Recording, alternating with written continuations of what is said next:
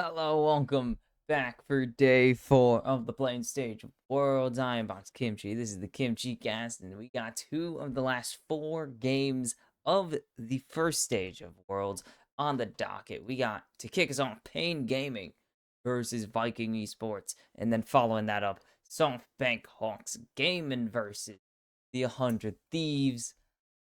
And this is a weird matchup, to say the least. I'm an idiot. Fun fact, what?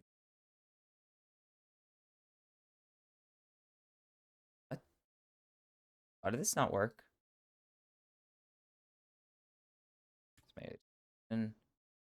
Oh wow, yeah, these are only the second, or not second.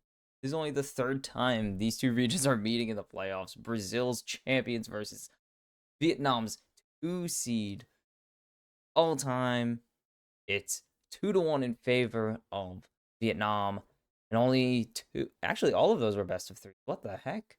It was the 2-0, then the run back from GAM, and then 2-1 at MSI, and that was really it.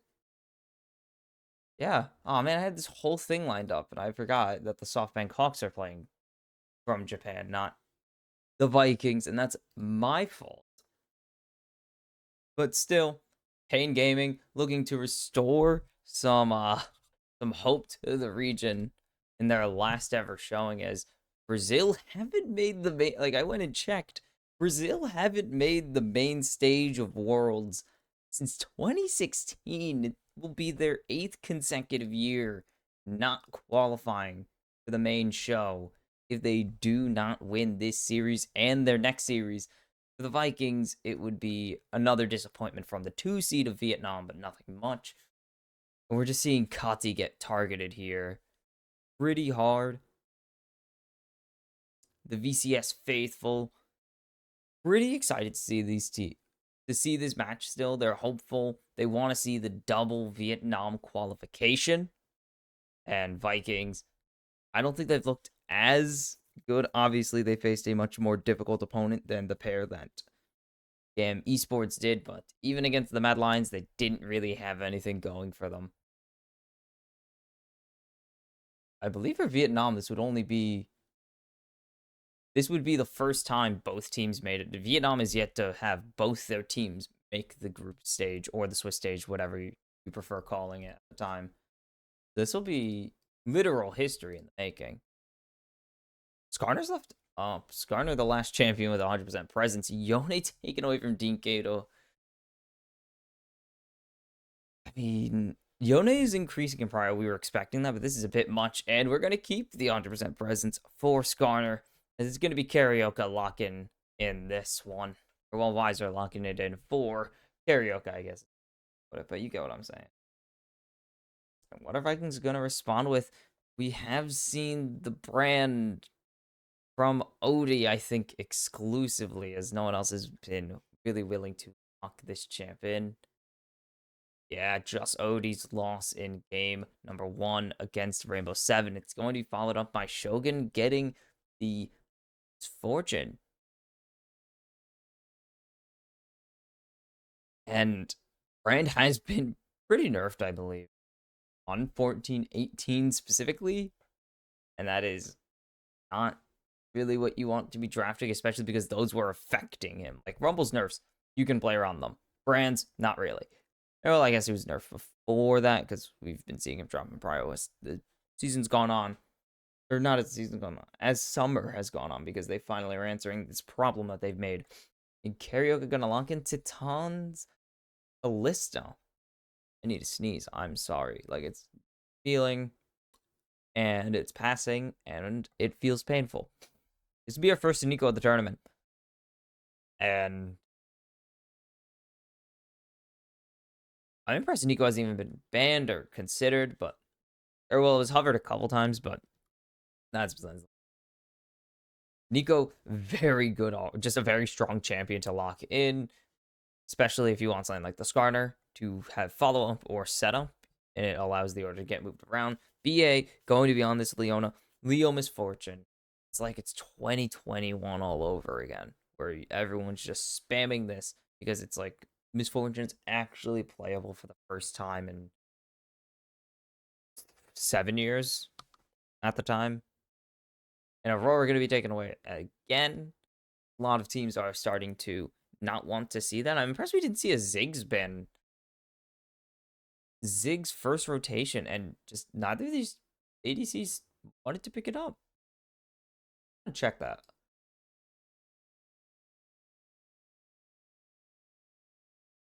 I actually do want to see that. Oh, face. Renekton going to be taken away now. Punch the heck out of my glasses.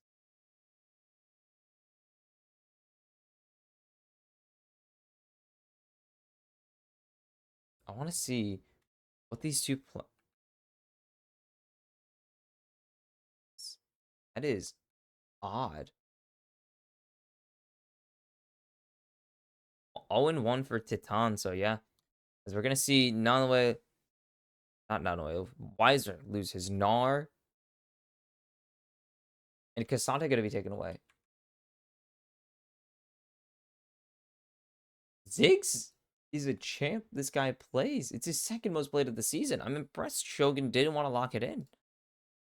And no one even contested it. And it's going to be Nanawe on the Udyr right now. And Udyr not bad. Going to give Kati the counter pick. And also, as they're saying on the actual desk with the professionals, the Nico is kind of just forced to figure out. They need to decide where the Nico's going to go before. It's going to be the Rumble into the Udyr. They'd rather have, I guess, the Rumble into it. I don't hate this, especially with... Whoa. This is Nico support. Oh. Okay. That would be legendary. But very... This is a champ I thought we would see way more of. I'm impressed people dropped off of it as quickly as they did. So we're not going to see a Ziggs, but we're going to see quad ADCs. Smolder Tristana was a matchup we were seeing a bit. It's not as bad as Smolder, as Corky Trist. That was awful. If after everything, through the Nico hover, the Udyr to force a reveal, after all that, we got Corky Trist. I would have been very cross, to say the least. But going to be the Smolder, I don't love what Vikings did to their draft. And by that, I mean I don't love the brand and I don't really like the Smolder in this situation. And the Pain fans are very loud and I love it. Again, they believe in this team. I don't know where Pain Gaming went with this draft. Like, you got 4 really good picks. And then the Tristana, I'm not a diehard of saying that you need the Tristana here. I think you really could have went with the Nico mid and put some. I mean, I think Braum was available. I think it was. I don't believe Nautilus was available, but there were things available that I think they should have went with before they checked. Before they went for a Nico, as it is time for game number 1 of the second to last day of Worlds, the penultimate day of the play-in stage. I just want to make sure that I'm not losing it.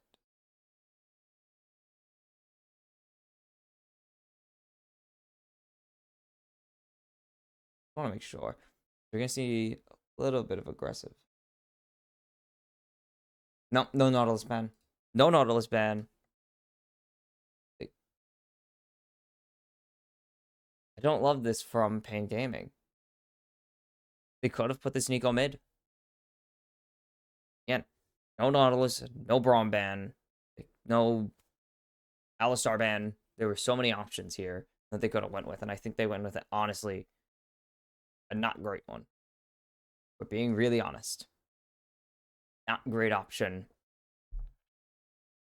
in an elimination game. I didn't even mention it, but today we're seeing the first 2 teams go home. The first 2 teams to leave Berlin will be decided, and yeah, all it takes is a bad pair of games. Even then, just 2 bad team fights late in the game, as this is a lane swap. Just don't like. I mean, Close to Nico is very good, yes. I think it would have been better to have it in mid, as Smite goes down for Guri. Going to have to give up or just skip his Gromp here.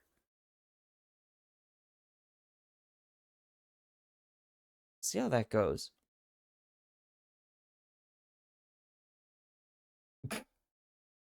Featured matchup. The ADCs, they're not facing each other until like 6 minutes into the game, as Kati is getting chunked out right now.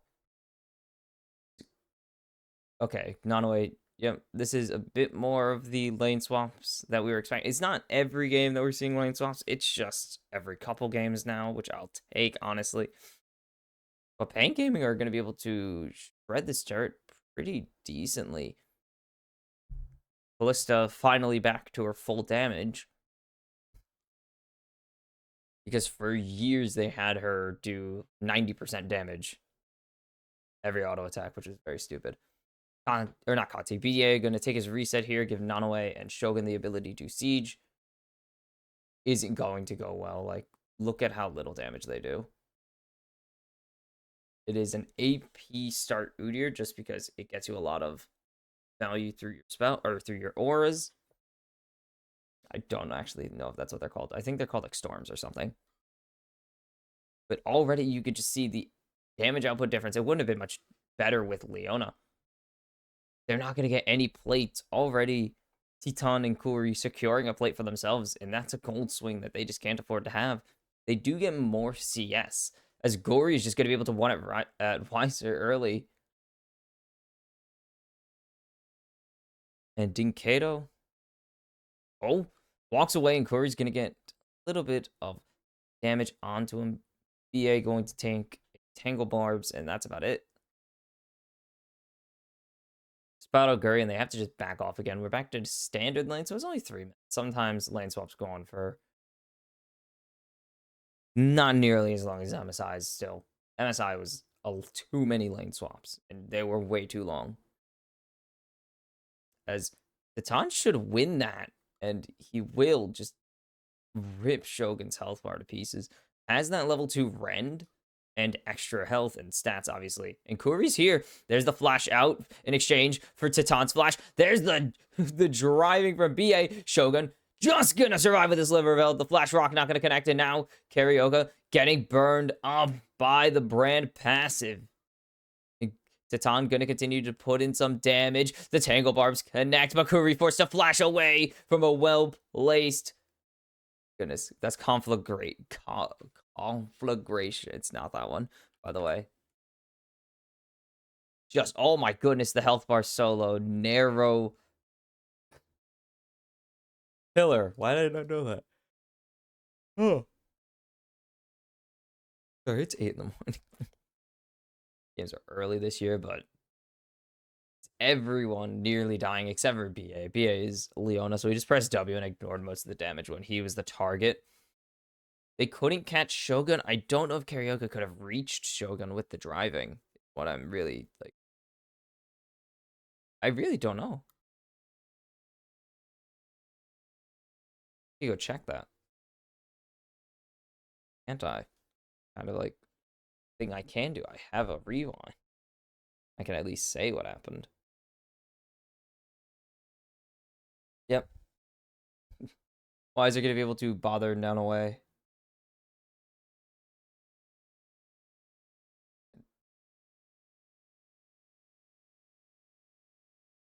Ugh. Gross. Okay.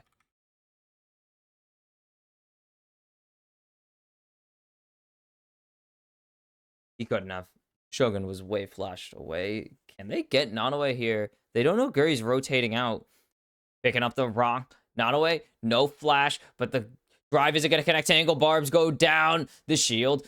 Is it enough? Titan just doesn't have the attack speed, doesn't have the range and damage yet to be able to finish off. Nanoe is too tanky. There's just too many factors in the favor of the Vikings top laner. Too much health, too fast. Not enough damage from Pain Gaming quite yet. Guri gonna keep the pressure on here. But that's 4 members of Pain Gaming already here. It's only Wiser not here. It's gonna be a 1-for-1 split. But with Nonaway teleporting back to the top side, they're gonna have to give it over. And there's the passive coming through just in time for Guri. It'll be a 2-for-1 in favor of the Vikings. Felt like it should have been a 2-to-1 in favor of Pain Gaming, but Nonaway puts that pressure on in top lane. Just like, I don't need to really care about my wave at this point. I'm so far behind. I'm just gonna run down here and burn you guys to pieces if you don't respect the fact that I am still Udyr. And U6 is coming in. Kati and Kato, Wiser have them so far. Sana's not gonna be huge. It's good damage, but I don't know if Kincaid is going to really blow anyone up yet. Tatsi's is very strong. Extra healing, extra damage. It's not going to do a ton yet, but it's something. And Wiser's is Equalizer. It's a super ultimate. Punch the mess out of my mic there. Sorry. Super ult. Of course, it's going to be really good. Mario. Ooh, Karaoke going to have. Oops. Karaoke going to have the Impale now. And Pain Gaming start the Dragon. There's just no answer. Look where Guri is. There's just no push. In gaming, they had to surrender just 2 of the grubs, and there's no way Guri gets to. As there's the Equalizer going down to try and predict Guri's pathing. It wasn't a bad idea. It's just a bit ambitious. As Nanoe now actually has the ability to just punch these turrets over and over again. Going to get a second plating to himself here. The gold lead about 400 to 500 for the Vikings off of just CS. Somehow, it's in the jungle. And now the platings. As nice tangle barbs down to Shogun. Again, Kati. That is the upside of having this Nico. Nico, the bot pairing wasn't the issue. I thought they would just want a tanky member in the bot lane. I know they have Karaoke as the trades coming through. The mom comes down and Kati going to win out this trade. But Dinkato doesn't burn ult. He doesn't burn flash. Kati also has a super long ult cooldown. It's like 200 or something. So it's pretty bad. So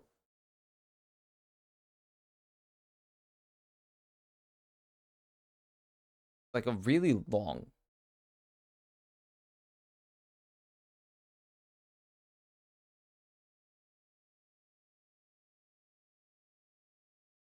Okay.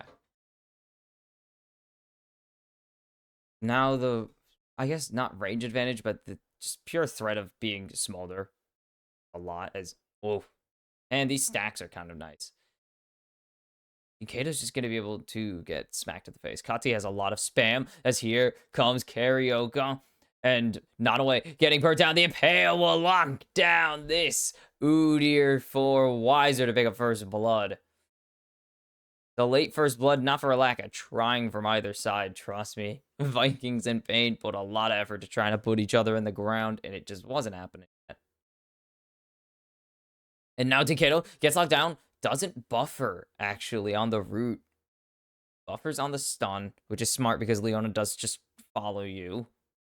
I don't know how far she'll follow you, depending on where she is in there. It's really weird. It's coded. Like, the coding for it is very odd. Let's put it that way. Alone.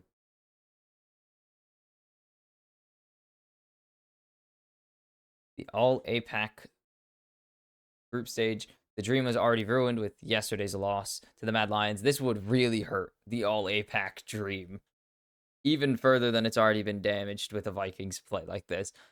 As not only is just going to get more turrets, going to continue to get those turrets to himself.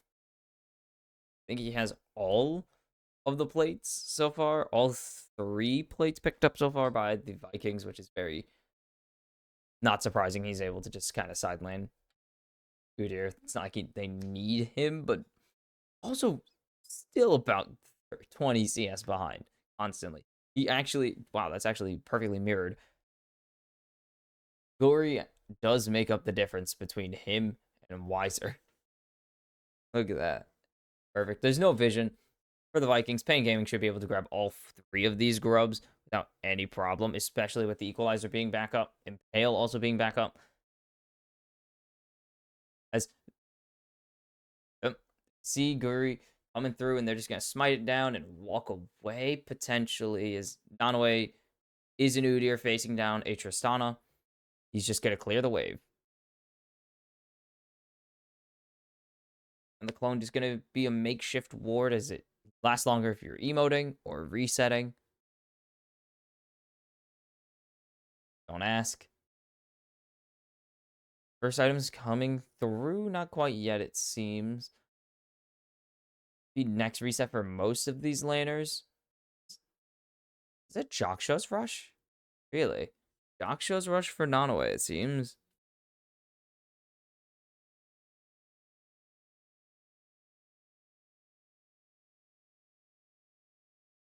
Pretty certain that's Kindle Gem, Negatron, Cloak, and Armor. Or Chain Vest. As Nanaway. Sorry, I was looking.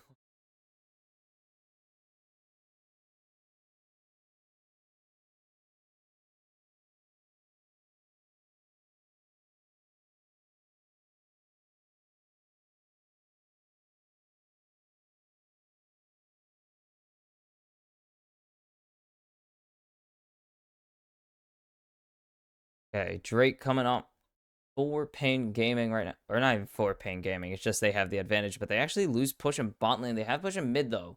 But Guri's already here. Karaoke spotted out in Tribrush. Now the Vikings kind of know they have full control here.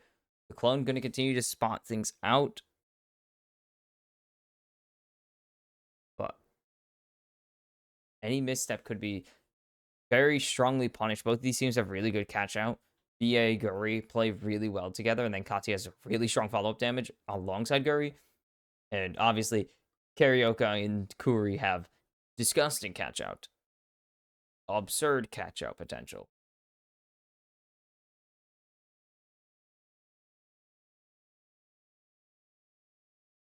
And they both take resets here. This is Pain Gaming just taking it slow here. They know they have the advantage. Nanoid doesn't really have health right now, and Dinkato has turret threat. And Nanoid gonna just clear out this wave again. Only needs two. And with Guri going over to the top side, I mean, Pain Gaming controlling the Rift right now. They have really good siege on top of it because they are Kalista.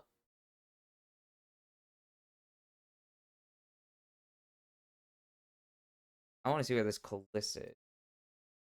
Another item being partially built. Zeke's Convergence first item for Karaoke. The fifth Skarner we've seen, I'm pretty sure every Skarner so far has rushed a Heartsteel. If so.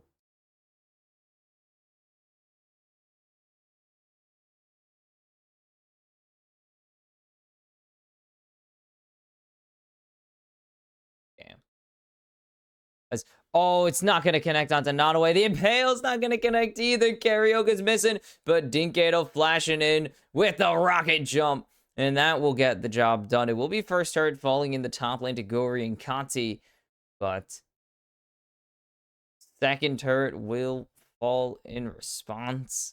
The bot lane, but that's a lot invested. Karaoke's ultimate and Dinkato's flash. That is a lot of things, to say the least. A lot of stuff invested by Pain Gaming.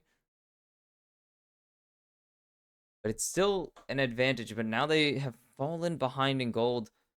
And it's mostly this brand. Actually, no. Kanti has gotten a gigantic CS advantage right now. Shogun's plating advantage comes in clutch. That's right, they did grab that play. Or no, that was Titan grabbing play. I have no clue how Shogun has a 300 gold advantage.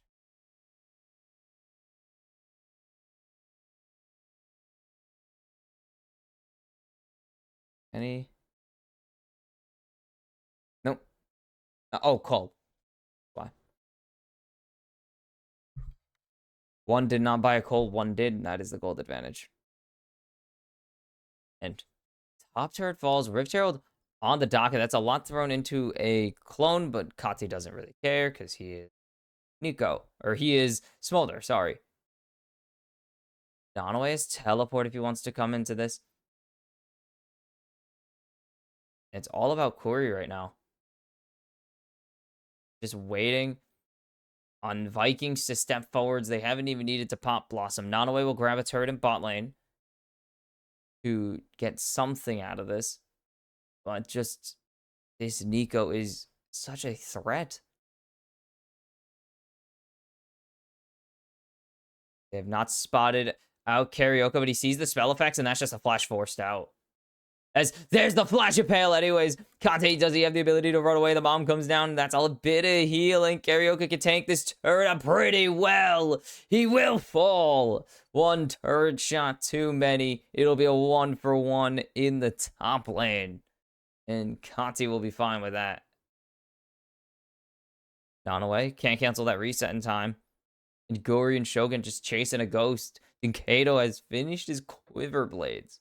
Quiver Blades? It's a weird name. I don't like it.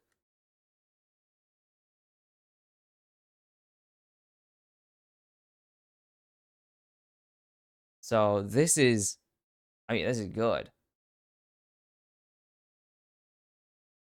Flash, Impale is nice.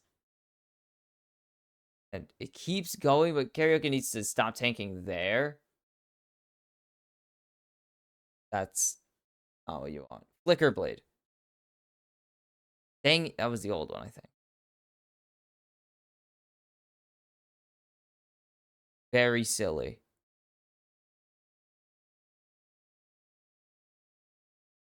Still 1,000 gold. What the heck? Okay, no, that was 300. It just looks weird. So this Rumble is getting a massive, it's just a larger and larger lead as we go on. And then obviously jungle 400. It's 40 CS. Brand is going to outclear a Skarn. But just the farm, Dinkato, it's kind of unacceptable that Kanti is just blowing you out in CS like this. Way below 10 per minute. Not good. And then Kati, way over 10 per minute. Also, kind of nothing you control. It is Smolder, so he puts a lot of focus on it, but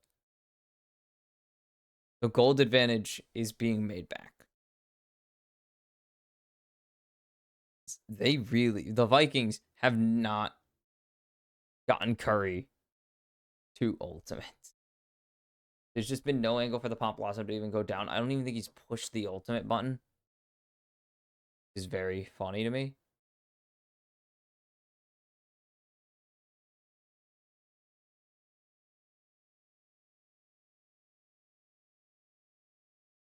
Okay. They've started the Vikings have started the Drake now. This would be third Drake if they can get it. Rift Herald's gonna go down. I don't know if that was auto summoned or not. Nanaway teleporting in. And here comes Karaoke into the pit. The Pop Blossom finds 3, but it's not gonna be enough to get the Drake. The bullet time is gonna be huge. BA already going low. But now Nanaway's in the back lines. 2 low members means Nanaway's got a double. Shogun gonna pick up one of his own. Dinkato will pick up 1 in response, but it's 4-for-1 for the Vikings, and that is pretty good, if I do say so myself.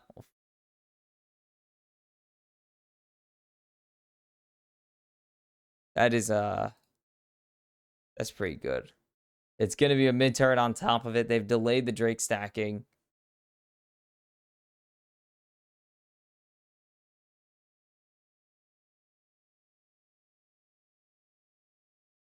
Oh my goodness, this ulti's so good. But they don't get Shogun. Shogun's shredded. Great stun there by BA as well onto Wiser. Because he's just tanking. Talon cannot go anywhere. Can't go anywhere at all.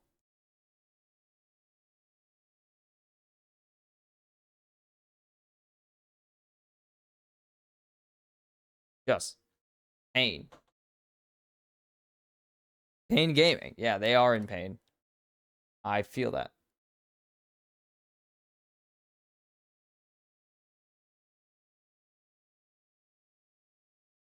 Don't think Guri's going to be able to steal away this blue buff.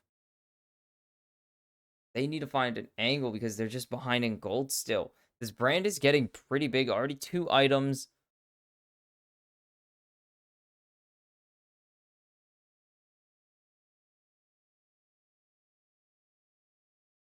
Karioka not gonna hit the Impale. And now BA has gotten the engage onto Corey. Corey's just gone. Kati gonna pick up that one after the bullet time does a lot of the work.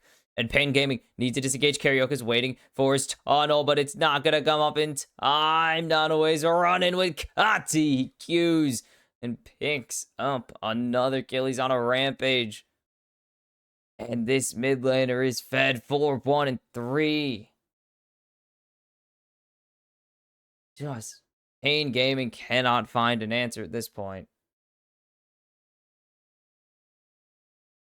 Baron started. They don't have a jungle to steal it away. Nice equalizer, but they're just going to be able to walk off of it. BA's really low already. Zincado going to pick up his 4th kill without dying. And that will be a Baron stomp by Pain Gaming. So well played.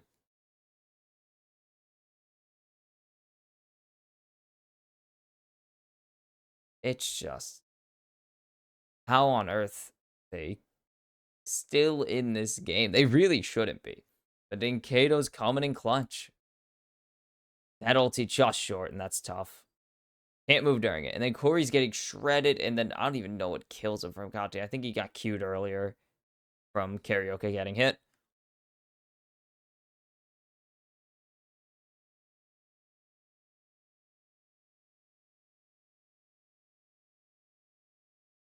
They will be able to... They don't lose the Baron.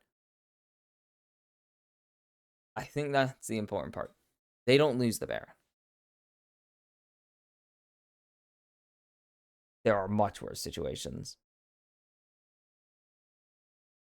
This crit is just... That crit is just for misfortune.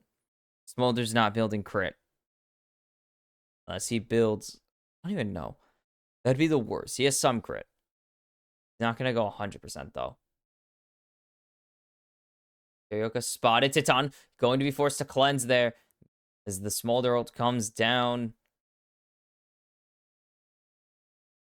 Cleanse for Solar Flare is a really strong trade.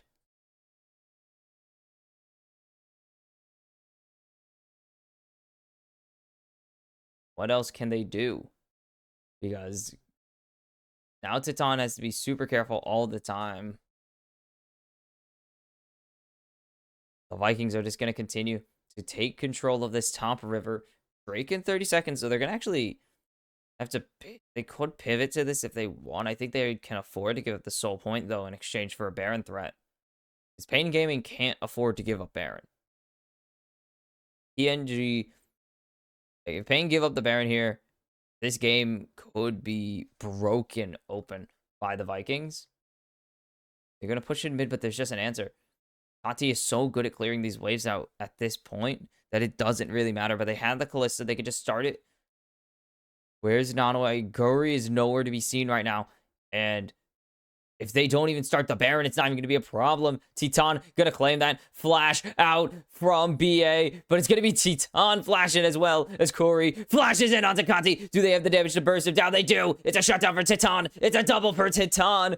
Visor is just zoning him off. And Dinkado's flashing, jumping in. And now Nanawa just trying to pick up anything but Titan on an unofficial triple kill. Pain Gaming are gonna get the Baron. 3-0 plus Drake Soul point. And they are thriving right now. Vikings waited to see if they could get something. They allow Pain Gaming to slip into the Drake pit. They get the soul point, and they feel compelled to answer, so they overcommit to a play they didn't need to. And now they're going to start getting at least a 1k gold lead. I keep bumping my mic. I'm sorry. I keep readjusting in my chair. It's a 1k gold lead that's starting for Pain Gaming, and this is the opportunity to really make some noise. They haven't beaten them since the first matchup they ever had, actually. And look at this. Just shredding them to bits. I mean, Nottoway gets some decent damage back. Titan gets an extra flash out as well.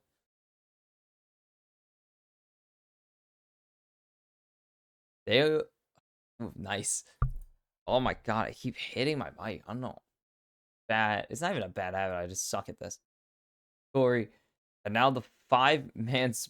No, 4-1. Okay. Thought Dinkato was down here, but he's not. Cannon gonna get taken out. Clone eating damage.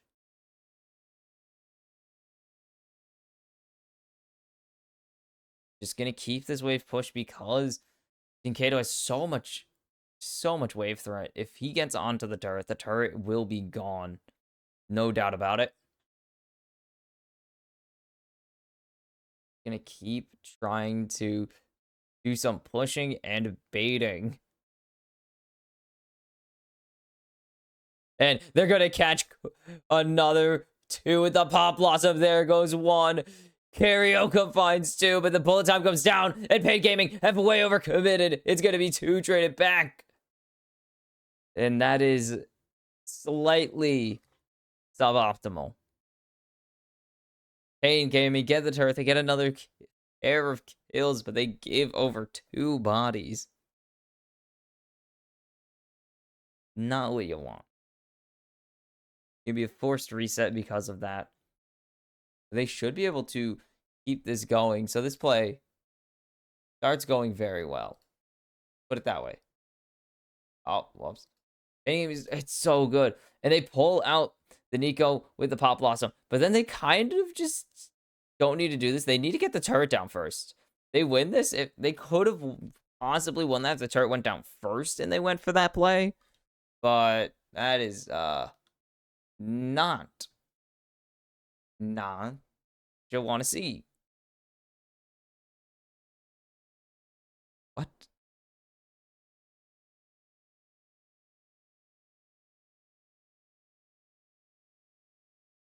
This Gary guy is really sharp. But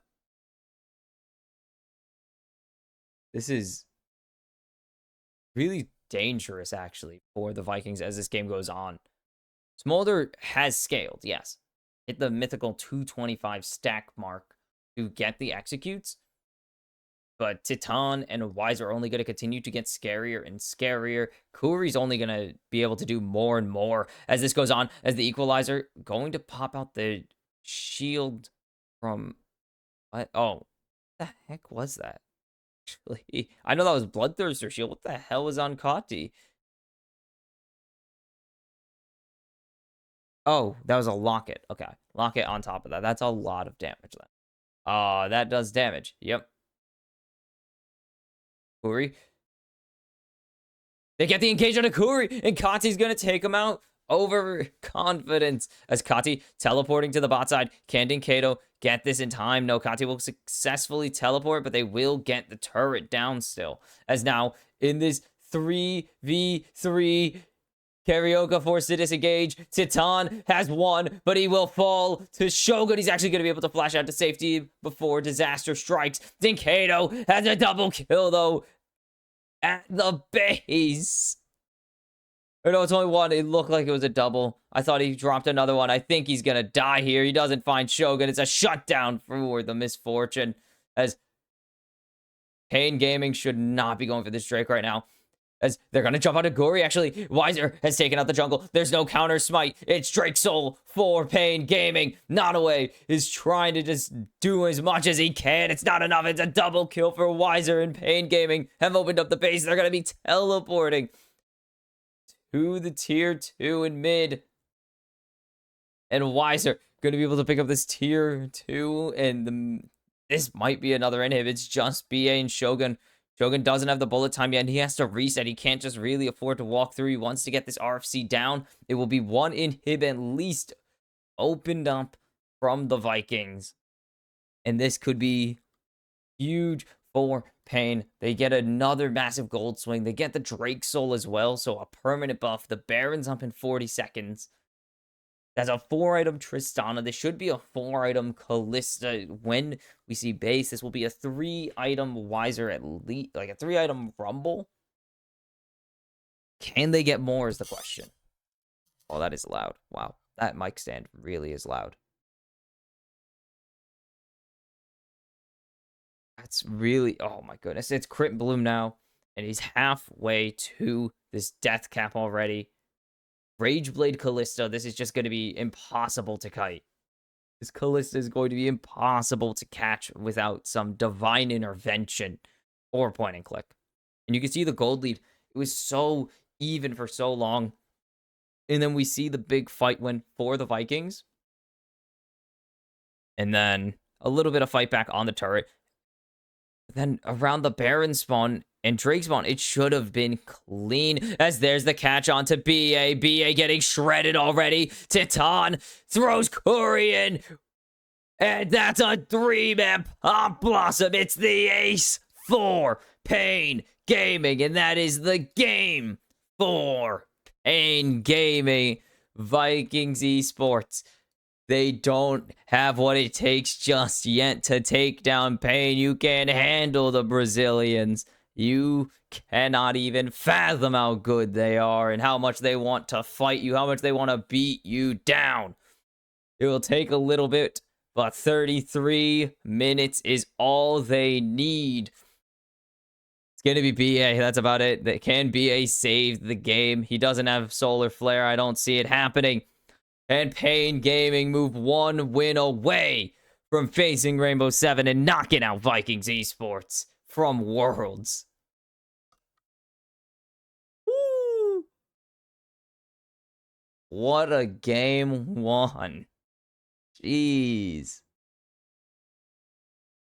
Incredible success indeed for CBLOL so far. They'll even out the game score at 4 with the Vietnamese.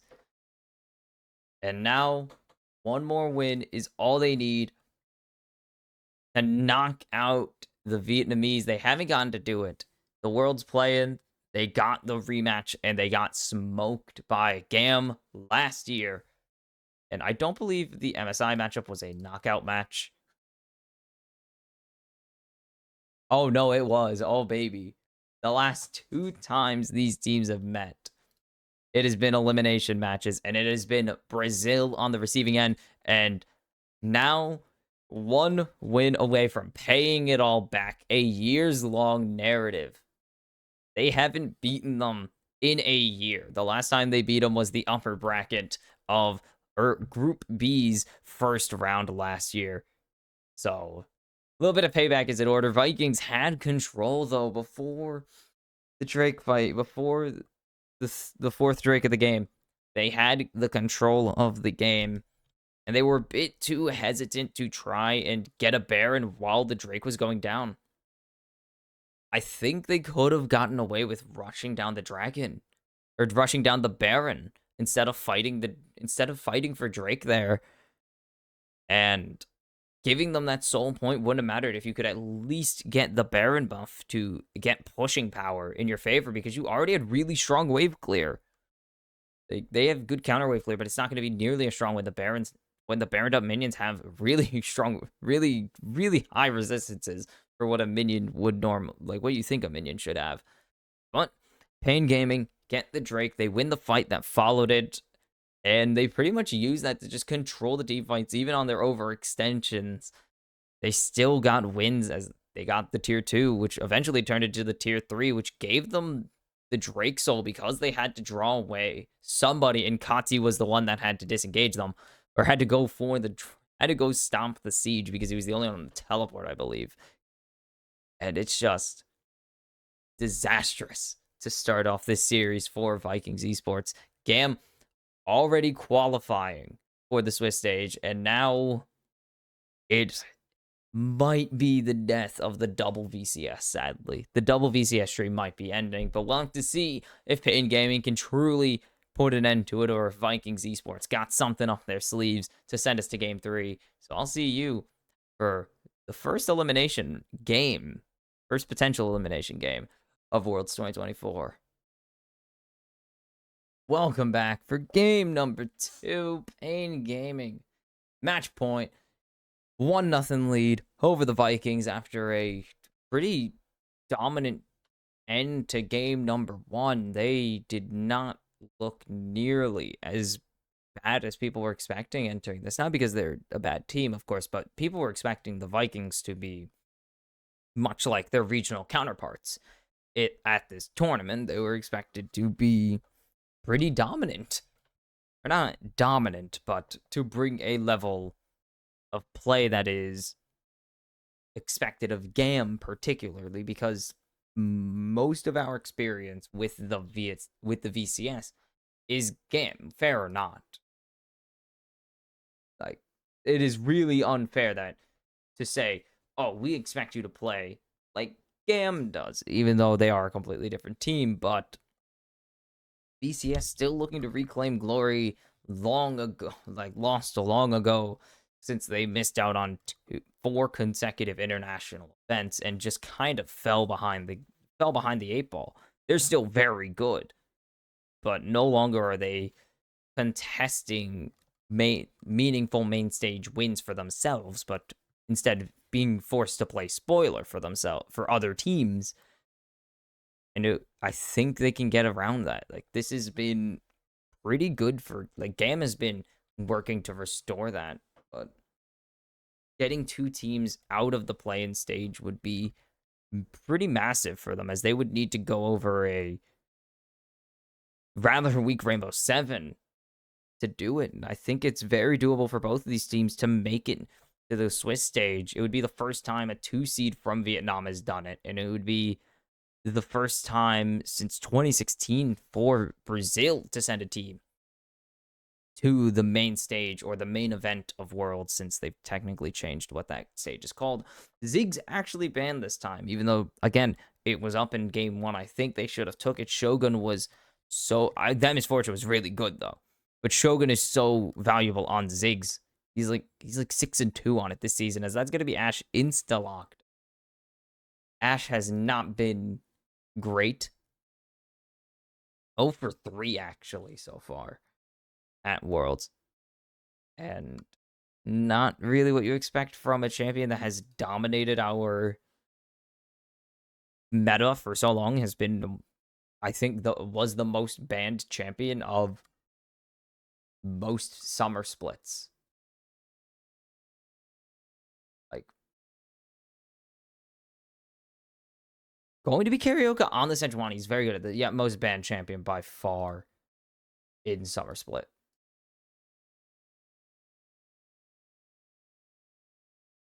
And this is really big, actually. If you remember them against PSG put heavy emphasis on not letting Pain Gaming, specifically Karaoke, get Sejuani and get Maokai. Kasante going to be picked into the Jax.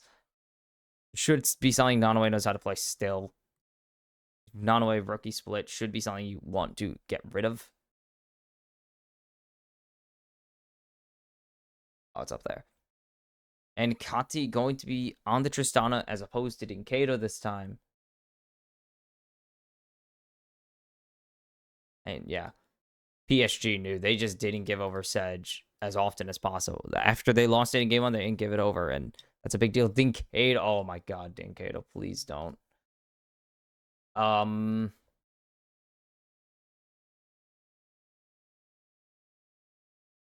on. Has Dinkato... I don't think he has any Akali this season. No Akali this season. But 13 career games of Akali. 8-5 in his career on the champion.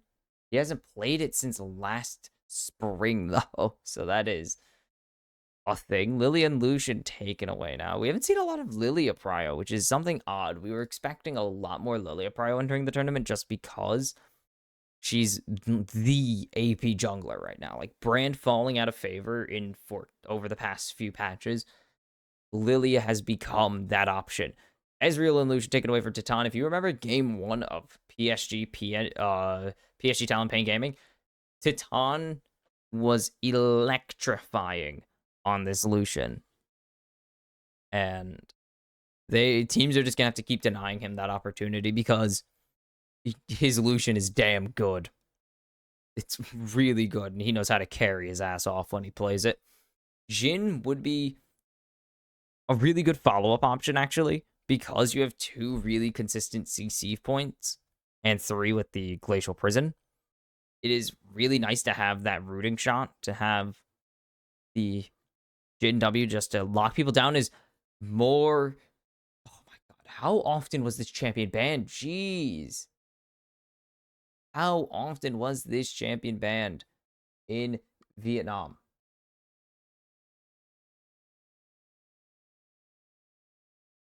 The heck? How prior was this Shyvana? Does everyone just play the Shyvana? There were 13 Shiv games in the VCS.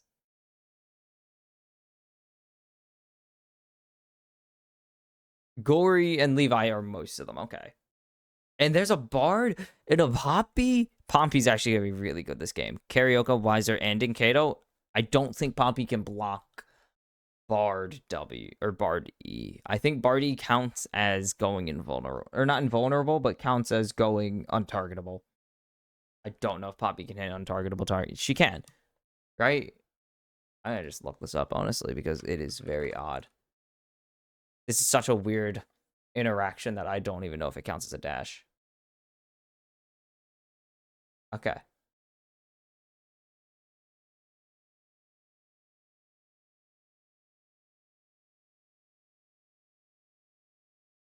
Okay. I do like this comp, though. Being untargetable. I think so. I think it doesn't work. But Pain Gaming's coach is taking a little bit to get over. I think they were just talking to the team a little bit. VKE were ready to get the hell out of there. They said, get us out. Team could play. Okay. Drafts. What the balls is that thing? Okay, sorry. That's cursed. I can see where both of these teams are coming from. I don't know if I like VKE's draft. I think I just don't like Shyvana is the most thing that I can say is I don't know if I like it.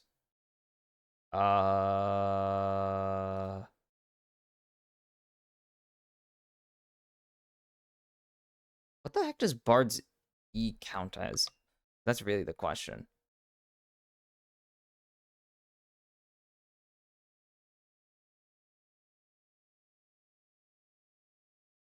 Gonna keep going. This is overall?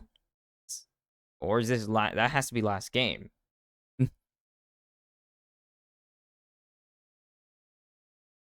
Oh, it can be interrupted. Okay, this Poppy is going to be really valuable then. It counts as Concept is going to jump away. Started W, though. That you can get knocked down from Bard's magical journey? What? Such a weird interaction. Oh.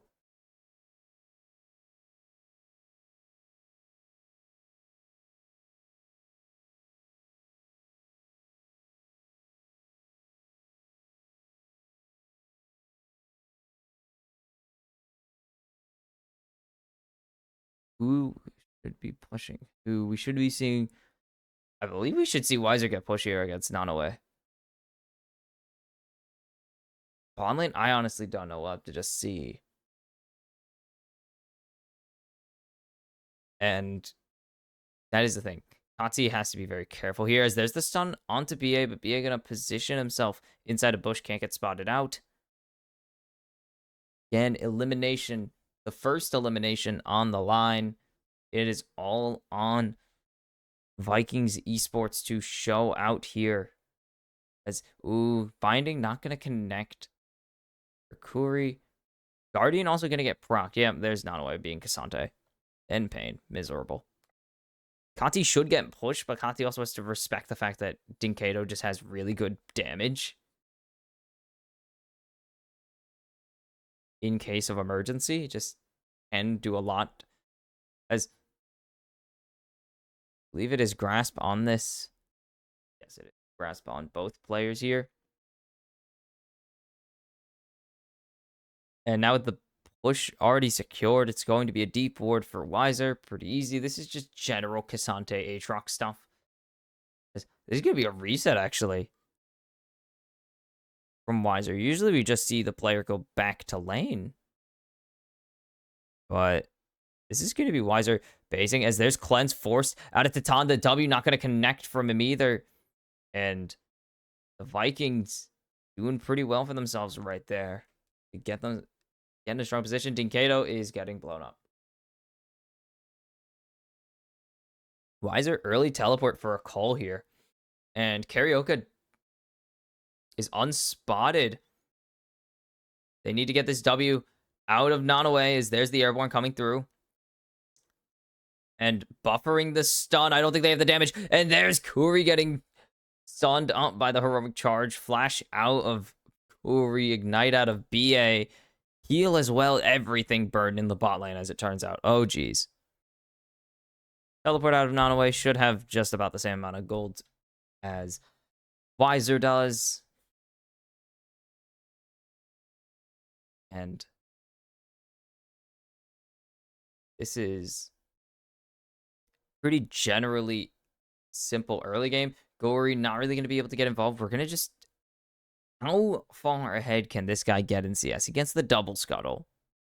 Because if you remember yesterday, Levi had a little bit of CS. Just a little bit of farm on this Shiv.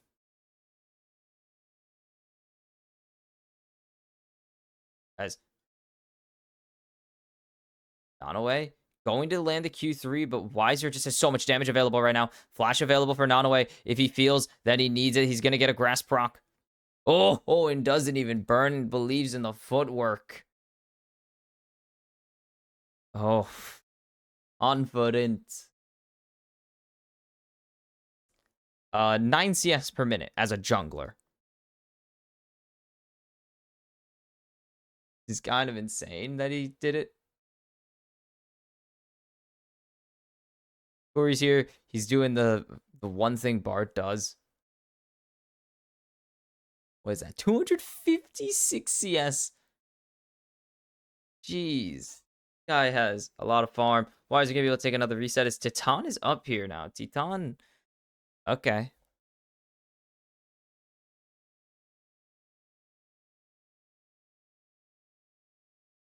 Nanaway is just in pain. He is in misery. And 300 CS. My god, this guy has so much farm. Let's see if Gory can meet those expectations as the unstoppable onto go forwards. The Q3 not going to connect. He had BA there, so maybe he was looking for a Q3 juggle to get the Jin caught out. As Gory going to lose out on that first Grub Smite. And it's Smite for Smite. Carioca's going to have a second Smite here as well. He's going to get all 3 grubs. As a nice stun from Guri. Guri forced to flash away as the Deadly Flourish connected on the Cosmic Binding follow-up.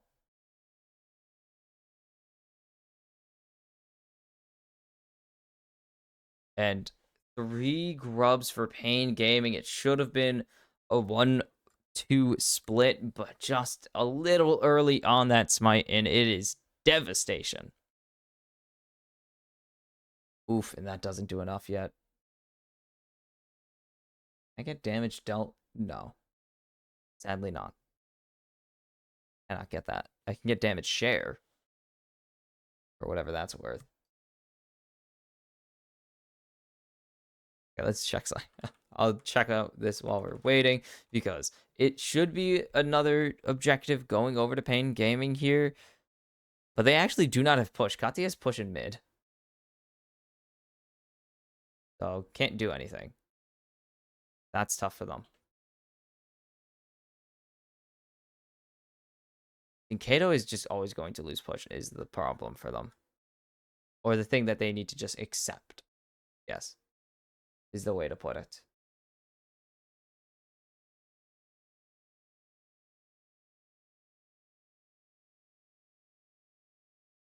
Hey. Continue waiting. Oh, there you go.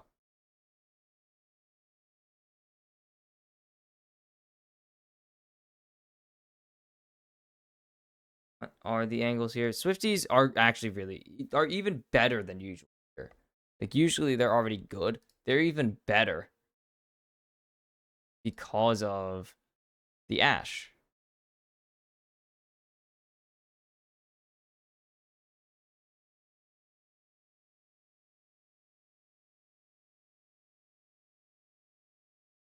This is potential disaster, theoretical disaster.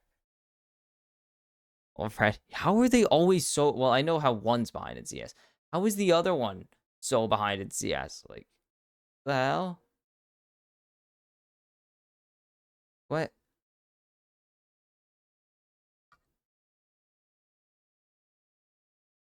Okay, they will at least get first Drake something, but Gory's getting locked down right now. The curtains are being open. The Ash ulti gonna connect onto Titan.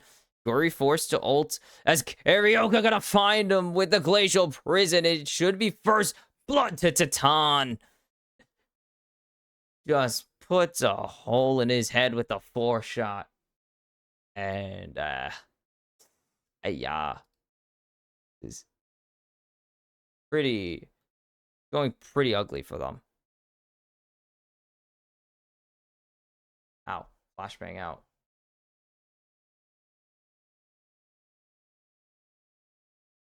Just this pressure. How do they get this back afterwards?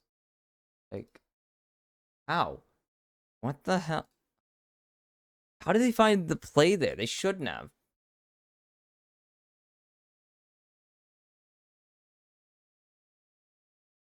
It should have been just get the Drake and try to run. They tried to run. They couldn't run. Fair enough. But still, it feels like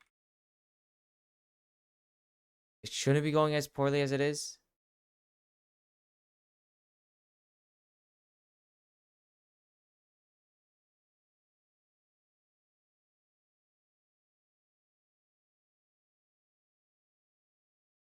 Still, it's a 1,000 gold lead for Pain Gaming currently. And it seems that it's on this Jack, which is super important. It's on this Jax.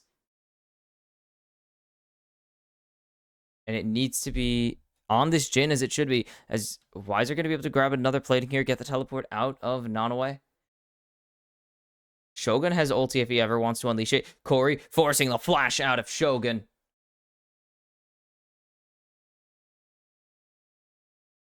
That's huge.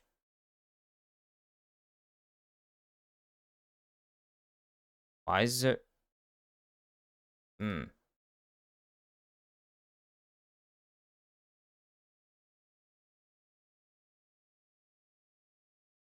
Void Grub's full 6. There's just no chance. Okay.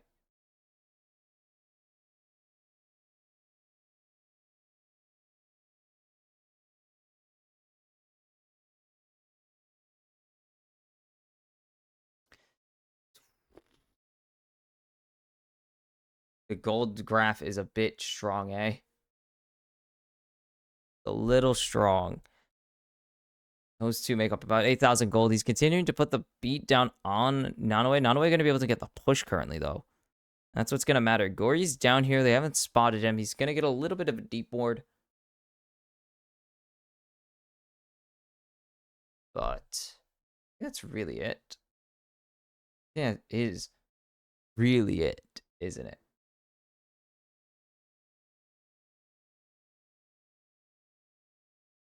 Corey's down here. That doesn't really mean anything. There's no pressure Corey would have put on Drake in a minute. Okay, so these are matching objectives at least. That is something. Matching objectives, that's kind of cool. And it's going to be up to VKE to decide how they're going to fight this, because they can get push anywhere and just make Pain Gaming go the other way, especially if they want this dragon, because they have something going there. Corey going to continue to be aggressive. Does have that unstoppable always available at this point. But there's the root coming through. No follow-up, though. BA's here. Shogun doesn't have ultimate, though. What? Shogun going to grab a plating in the bot lane. Might grab a... No, won't grab a second. As Dinkato has closed the gap and has gotten a lead on this Akali. Super big now.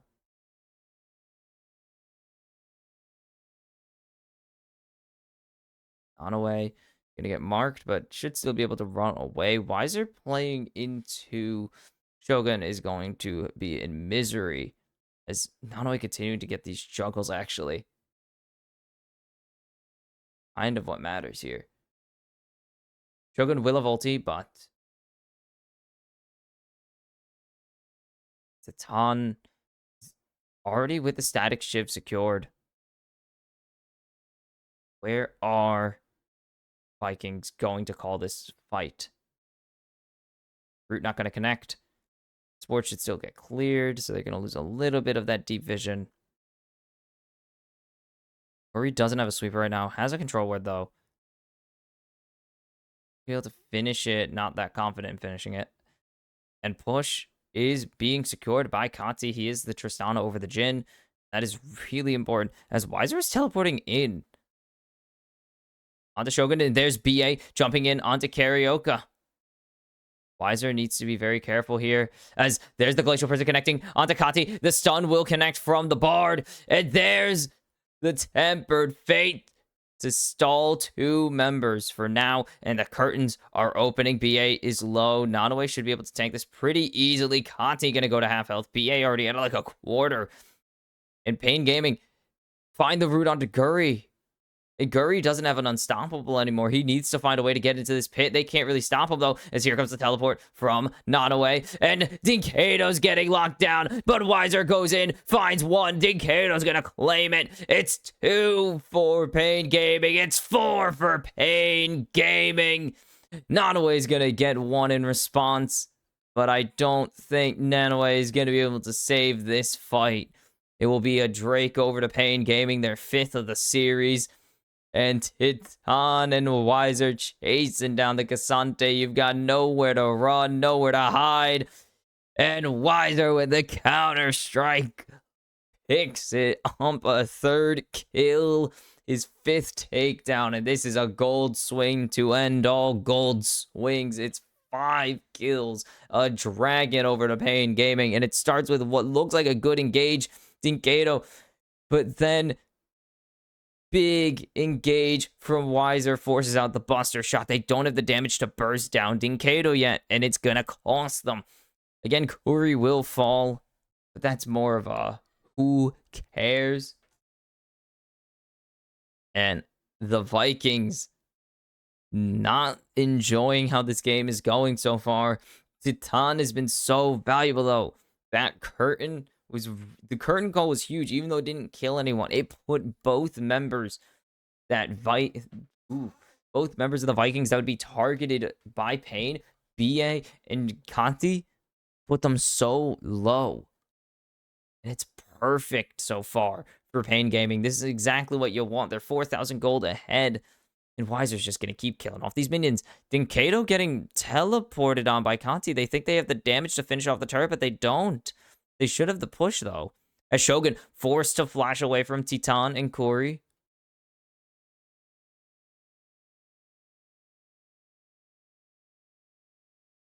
And Rifteld already being taken by Carioca quietly. This turret should be gone. There's no way Dinkato finds this. There's the shove onto BA, and they're going to lock him down. They're going to pick up the kill. Kati going to get that one, at least. As Nanoi going to get stunned up. The arrow going to land on Titan. Perfect cleanse. Oh, that was Mikhail's picture. Perfect Mikhail's there by Titan, or by Uri, absolutely gorgeous. I want to see two very different builds coming out. But Kati's going to get another turret. Can't. Minions aren't going to finish it off. Karioka here to stop Kati from pushing in this turret as the curtains opening on to Shogun. BA will stop the ultimate from fully rocking and killing his ADC. This is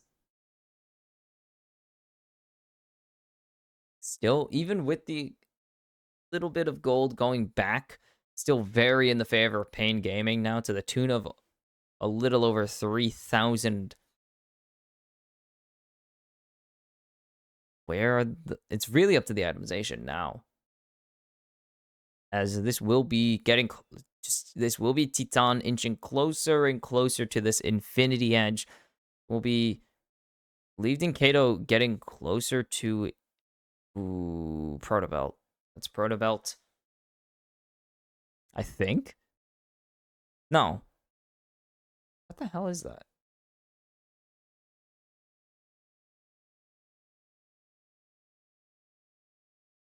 That is okay. There's a 2 there. Lamau. It's gonna keep this pressure on that first turret in mid, going down to about a third of its health bar now, or so ish.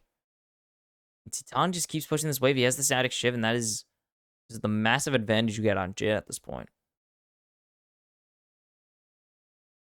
Root not going to hit onto BA, and Titan just keeps hitting this turret really hard with these 4 shots at least, as there's the engage. Shoga gonna dodge both of them, and there's the Keeper's Verdict to send Karioka back to the tier 1 of his own team. They still have Rift Herald, and they did just climb it, but it just is odd to have Rift Herald in your pocket at this point of the game. Ow.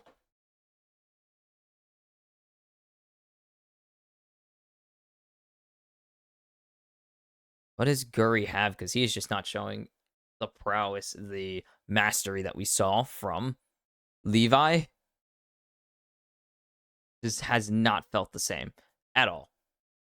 This is kind of depressing because this is the closest we have to a regional signature pick in the modern day of League of Legends. Like, this is something that it seems the VCS like picking up is the Shyvana, because it gives them the ability to just power farm and gain massive gold advantages, but they haven't really been able to invade here, which is exactly what was used to their advantage, as the root not going to connect, force the flash out of Guri. No ulti. If the Deadly Flourish connected, I can see them going for that engage, or that full commit. Don't need it. Dinkato going to be able to dodge away, as there's the grounding. Kati's going to pick this one up with a buster shot. And another kill for the mid lane of Vikings.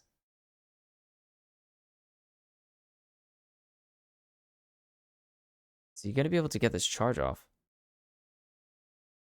Oh, they can't get this. Pain Gaming are not thriving. But the Drake will go through for Pain Gaming here. Conti will be able to grab this tier 1 in top lane, at least, to get something back in their favor. But it's still just playing catch-up for the Vikings here. They need this big moment where it seems like they got it together. Or not got it together, but that they can coordinate this big fight to get them back into the game, because they still need a giant gold swing to close this gap. I mean, the gold diff is mostly on Cassante right now. Almost entirely. How the heck is Dinkato 50 CS? Oh. Sorry, it was Shadow Climb. I'm dumb. Does that build out of? That does. That does build out of 2. Okay. That does build out of 2 books. I just always forget. Shogun with the Runons this early. Okay. And Nanaway continues to just be super far down after this early game. I mean, I know Dinkedo did have a rough early game. I will say that. Like, he did. I acknowledged his early into a Stana. But I don't feel like it's as far down as Cassante bad. Like, Cassante is meant to get gapped and just exist later in the game. This feels like it's a bit much, eh? That's pronounced Jinkedo. I would not be surprised that I'm pronouncing it wrong. There's the Tempered Fate. They're going to charge up the Keeper's Verdict here, but nothing going to come out.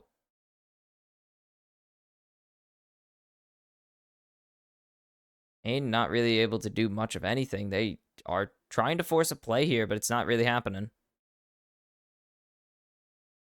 They can win the fights, but they haven't really been winning much else as of right now. As there's just face checking. I mean, Karaoke has a lot of damage. Kati gonna get locked down, gonna buffer it perfectly. Now they need to run as Nanaway is here. But Kuri gonna get forced to flash away. Karaoke flashes over the wall eventually as here comes Jinkedo. Like, does he have any damage? He's getting shredded, and Kanti's gonna take him out again. As now Titan way too far forwards, but there goes Wiser on a rampage. Is it gonna be enough? Kuri gonna be able to get out with just barely any health. Nanaway gets buffered on Q3. Not gonna matter. Titan picks up one more. Gory doesn't even need to be the target. It's 4-4 Pain Gaming, and it's Shogun all by himself. What a shot onto BA there, and it's Baron o'clock for the Vikings. Or for Pain Gaming, not for the Vikings. I feel bad, because that feels sarcastic, and I don't like it. But it is just another gigantic fight when Karaoke survives the whole thing. Corey comes in clutch. What a magical journey indeed for Pain Gaming here. And now Pain Gaming, 5,000 gold ahead. This is the Pain Gaming we saw against PSG, and they are here to play against the Vikings. They do not care. They want to win, damn it. Oh, that is an unreal fight. It looks so good for the Vikings. But once again, Pain Gaming pull the trigger. They have the confidence. They have the coordination to send this fight into a spiral and keep it in their favor this whole time. Wasn't clean, but it was a win. Did no one kill that ward? Curry trying to hand the gold over to anyone. Jinkedo flipped over the wall. Titan wasn't in range. It was just not a good... That was not a good ward clear, if I do say so myself. Gonna just keep this push going. Jin now. Almost 3 items. Yes, Shogun is pretty good at matching so far, but it's just not even... Doesn't even feel the same. A full item ahead for Wiser over Nanaway right now. And even with Jinkedo down about half an item at this point, Takati, this Jin, this Jax, the difference right. Ooh, the difference for Pain Gaming right now.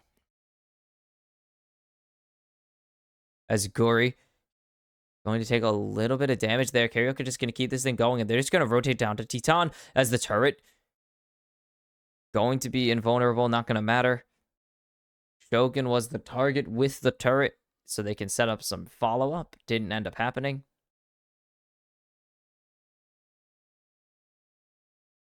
Are they going to be able to try? They're just going to try and keep this push going, as this would be Drake's whole point.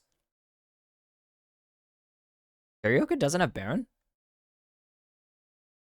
No, he does. Sejuani's just really big. The boar is pretty big. It just looked weird.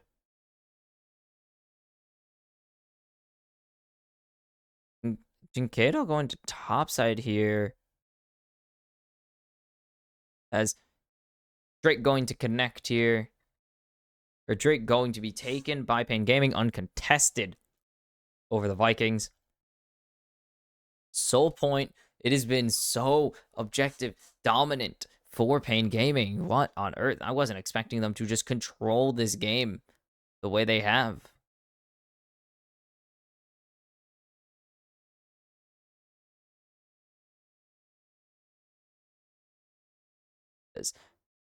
Carioca gonna get blocked. Flash E. Gonna connect. The stun going to connect on top of it. Carioca still surviving, though. That's a 3-man Tempered Fate. Can he escape with his life? He will not. Hati picks up that one. And Corey gets picked up by Gory. And this will open up the siege opportunities for Vikings esports. Gory going to take a lot of damage there. The Deadly Flourish not going to connect, though. And this damage coming from the Jhin is kind of illegal. 50% crit now. Why would they do that? That 50% crit is dangerous.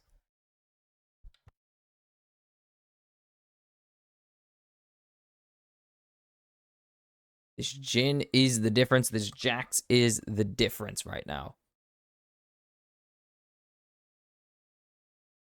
And Wiser, oh my goodness, the plays from Wiser have been beautiful today. And now we've entered a bit of a farming state unless Pan Gaming find an angle onto somebody. Because it's just going to be Carioca prodding around, able to really use his pure bulk to kind of just bulldoze his way into any spot he wants to check and be able to get out. As there's the nice Pathmaker Q3 play there by Nonaway, but not going to get much else out of it.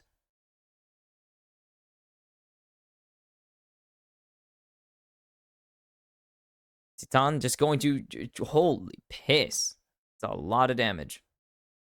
I know he does a lot, but that is a lot. They're trying to just push in this top lane. Jinquero going to be able to pick it up. It's actually going to be Corey picking up the final hit. Doesn't matter. Local gold.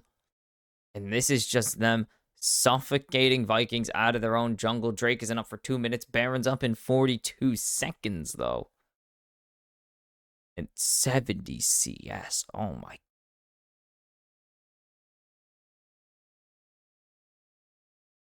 This is a decent amount of, this is a lot of farm for Gory, but it's not nearly as much as you would expect from the champion.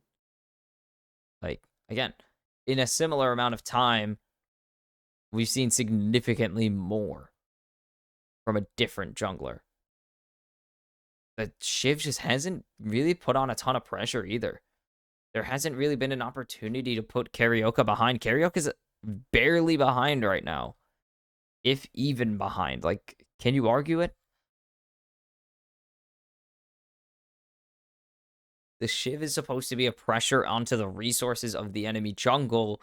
It just hasn't happened yet. The Gory also is paper thin against this Jhin and Jax. That is a name of an album if I've ever heard one. Jhin and Jax. BA, that's a lot of damage even through the Celestial opposition, as there's the CC chain onto Titan, but he's going to be able to just cleanse it and walk away, and BA should be going down very soon, as here comes Jinquero, here comes Wiser, the curtains are open. BA, first to fall, it's a double kill for Jinquero, and he's going to go gold, and Nonaway is in the middle of no man's land. Maybe the Vikings find a chance. There's the third shot going into the back of Nonaway. And Titan finds a way to just rampage through this team. Here comes Wiser's teleport now to keep this wave pushed. It is Baron. Time for Pain Gaming. And this is unreal from the Brazilian champions. Not what anyone was expecting from them. But they are playing so damn well in this tournament. Unbelievable. Brazil is taking games off, has even taken a cent off of Vietnam in their first ever meeting. But this is something else. This is not even just playing well. They are dominating. The Cleanse and McHale's are just so strong. And that Tempered Fate actually allows Wiser to get a really clean jump onto BA. And now that BA is pretty much forced to back off, he has no way to stop the curtain call from coming through. Jinquero really able to just keep going forwards. BA doesn't have a steadfast presence either. And now Pain Gaming are just in such a strong position. That is going to be the... Not even going to burn smite. Doesn't even want to smite it. Drake Soul going through on top of the Baron buff. And Titan just going to destroy that turret. This is painful. Jax 5-0-5, 4 items. Jin 4 items, 4-0-9. And Karaoke again just showing why you don't give this guy Sejuani. You just cannot give this man a Sejuani. You can't give him a Maokai game. He is too damn clean on these champions. Look at the damage from this Jin. As Weiser's just so safe. If they engage onto Weiser, what are they going to do? Oh my goodness, this is just brutal. As Titan just... Oh? They're going to get the stun onto Karaoke, but Karaoke's just going to walk away. He's finally going to fall, though. Eventually, right? BA will pick up the kill there as the curtains have opened. Weiser is pushed in the mid-tier 3 while they're at it. And taking down the inhibitor. Jinkato waiting for a moment to strike. Not going to happen, though. Weiser needs to start running away. The ward hop going to be canceled. Weiser has flash. He's going to flash in and ult.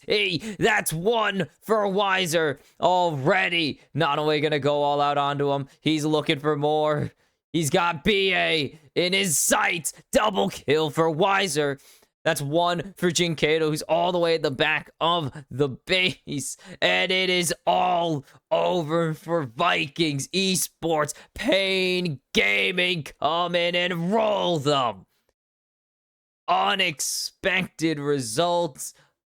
Loud were who they thought they were going to. Loud took out Vietnam, but that was only to send them to the lower bracket. Pain Gaming come back the next year and knock them out of the tournament.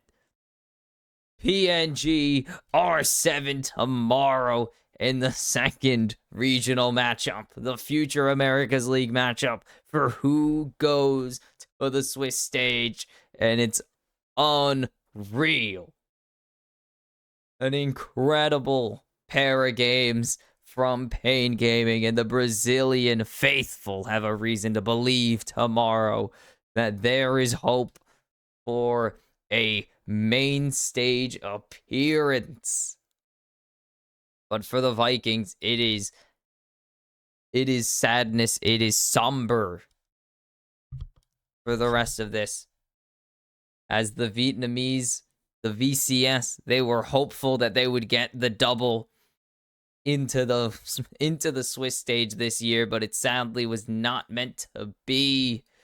Pain Gaming, a brick wall that Brazil, the brick wall that apparently is really difficult to be broken.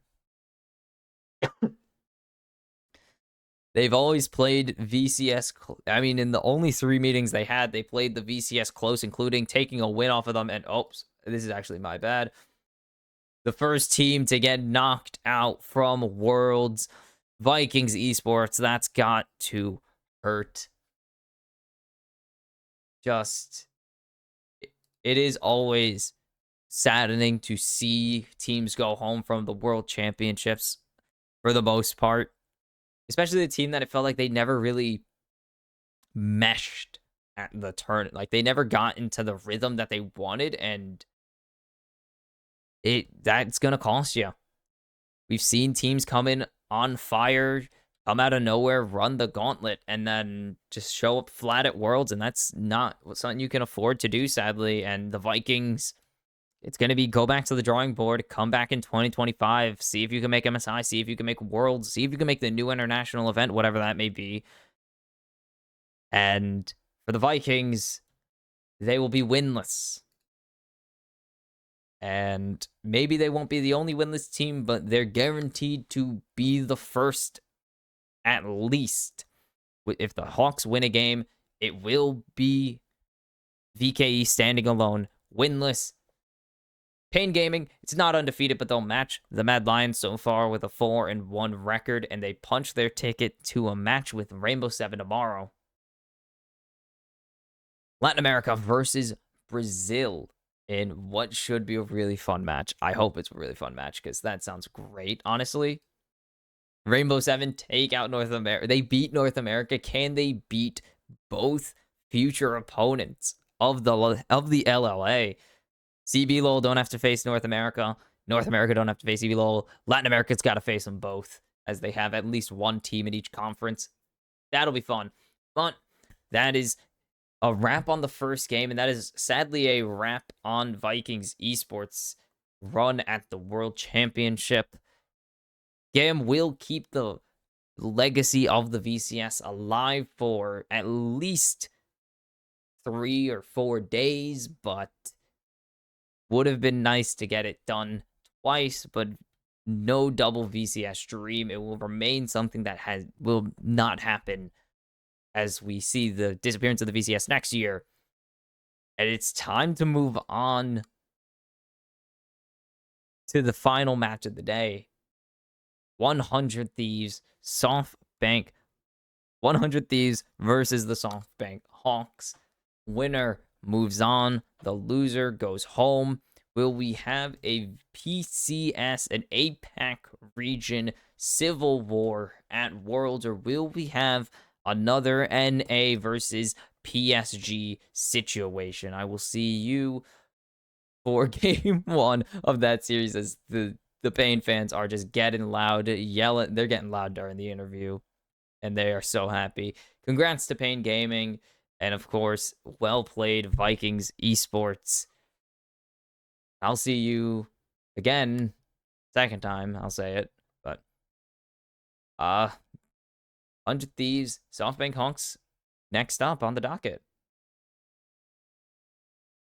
And it is time for NA to defend itself or destroy itself. Welcome back. It is Softbank Hawks Gaming versus the 100 Thieves. I'm Bucks Kimchi to bring you the series a second time. And they were saying NA has lost to a minor region, at least a game, or set in this case, every single world since 2018, but they have yet to not escape the play-in stage. To which my response is, yes, you've lost to a minor region every single year, but you haven't lost to the literal worst region in the world. I love LLA. I literally casted a whole season of it. It was so much fun. But they are the worst region by a big margin. And that is concerning. And we're into the draft, and I wanted to get a little bit, like I did for the Brazilians and the Vietnamese, a little bit of history between these regions. If you remember besides PSG, obviously, as now this is merged with the APAC, PSG did knock out FlyQuest from MSI earlier this year. But more importantly, remember DFM C9? Where DFM actually took the group from C9? That was crazy. They did make it out later, and DFM absolutely got destroyed in group stage, but historically, it's very, very North America favored. But there's a time for everything. This also is including OS wins, which there are a surprising amount of them. It also is including the 1 win OS has, so like pretty bad. And Dash are going to be going, and Evie the thumbs up, and we're going to see the Aurora once again. And I think it's better if we count it as Japan, because NA has a very good history against DFM. It's mostly DFM, and obviously it also removes OS, which are pretty rough, as this will be Yone locked in. It could be Sniper, it could be Quid getting it. Depends on the situation. Depends on the matchup they want to go, because I'm assuming they want to keep it away from the Aurora.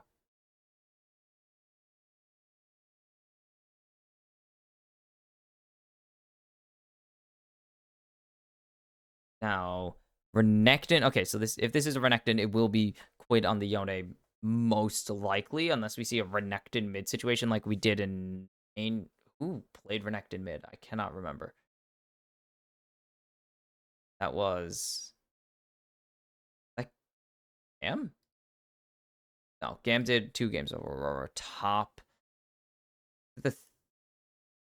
Who the hell did it? It was not that game. I know that. Oh, it was Mad Lions. Yes, it was Mad Lions yesterday. Ezreal and Poppy. So this could go to Ebby. This could go to Vista. We've seen Vista on it, and I don't think it's looked that good. I don't love Vista on this pick already, but it is already better than last time. Tomo time will be on the Kaisa.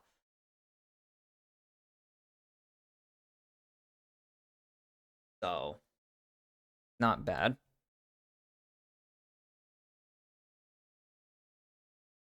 So what is the follow-up? Ah. So LeBlanc could be taken away from Dasher. He had a really good game on it despite losing that game against Gam. Really good game. Like, my guy was cooking with gas. Did not get the win. His team kind of let him down. And Sejuani going to be taken away from River here. Already 3 jungles gone. And still Ziggs getting banned. I'm impressed we haven't gotten Ziggs banned almost every single game, but take what we can.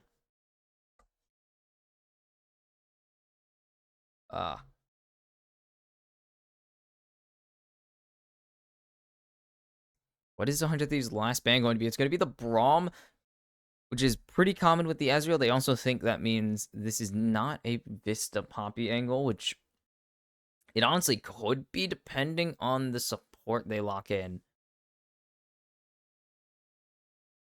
That's really it. It's up to the support they take on 100 Thieves, but they're probably going to give Ayla counter pick here. Grab the jungle blind. What is available in the jungle? Is Nautilus going to be taken away from Ayla, one of his more played champions from the season? So what is the... Because they need an engaged jungle here, really. I don't think they need some... They kind of could go for... They could go for Lilia.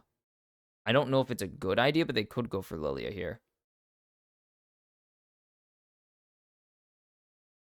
It is going to be the Leona blind, though, which kind of seems a close... Like, it seems like it's going to be Vista getting the Poppy in this case. But 100 Thieves need a... They kind of need AP.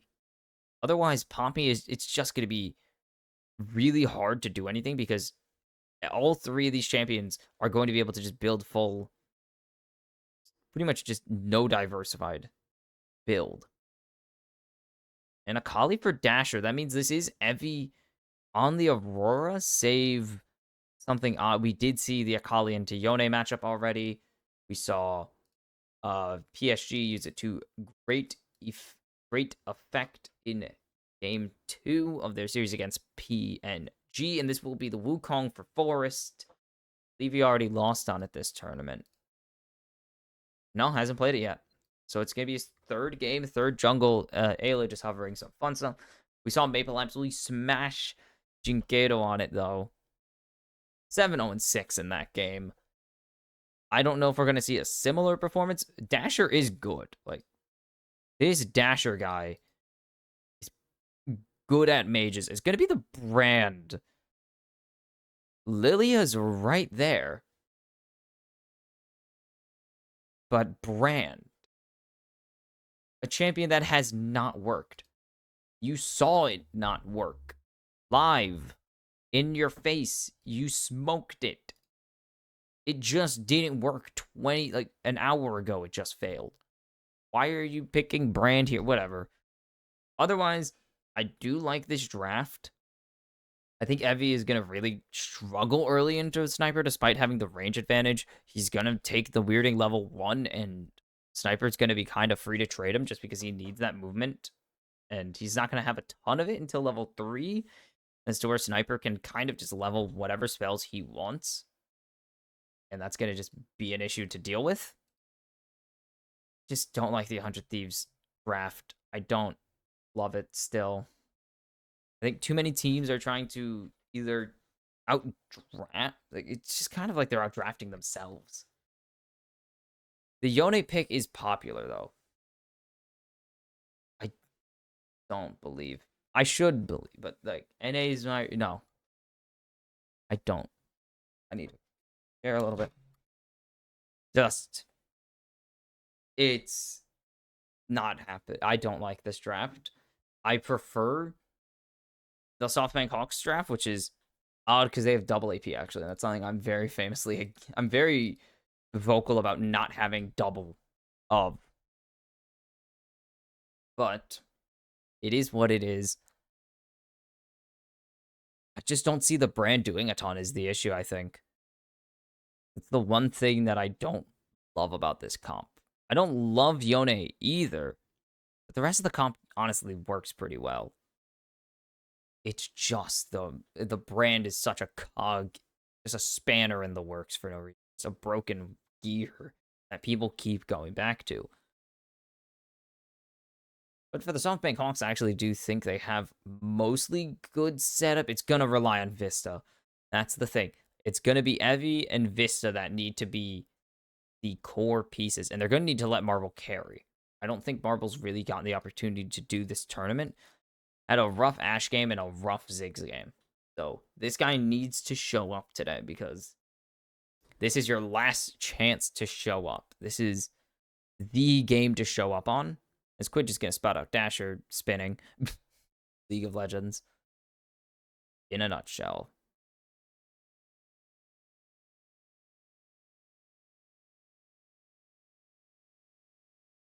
Would be Dasher getting the advantage into Quid. He's not hitting his 5 points. Not hitting them. I could check what heavy leveled actually.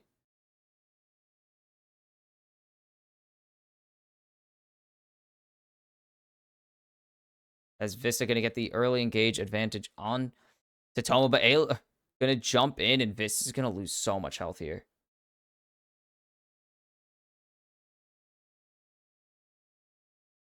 They will get the push out early.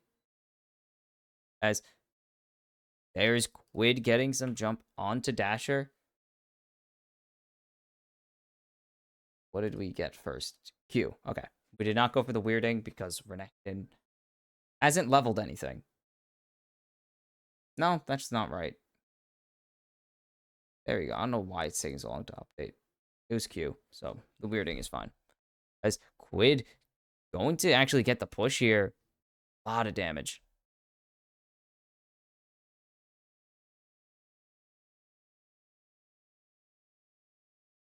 Asher. Gonna just keep going at this wave.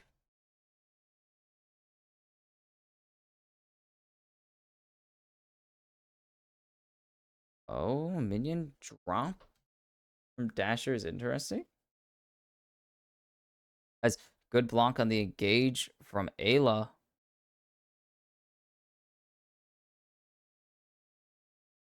Where is the angle here for River? They know that he's down here now. There's spot him. Nice buffer. Ayla gonna land the stun onto Vista. He's just eating a lot of damage with the W, but he's gonna also drop it and still take a bunch of response. Marvel is still fine here.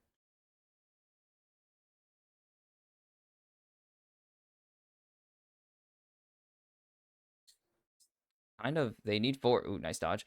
They need force to get active. It's gonna keep getting hit, but gonna be a reset from Dasher here, actually. The Quid can shot. It's a resetting wave. It's not gonna matter. It's a resetting cannon wave is more important. That's not gonna matter at all.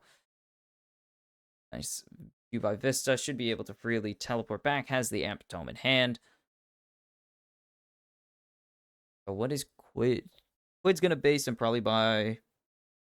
How much does he have? He has 1,000 gold. How much does he have in pocket? Should be able to back buy boots and a dagger. And it's going to be a recurve bow, actually, with a control ward and a potion instead.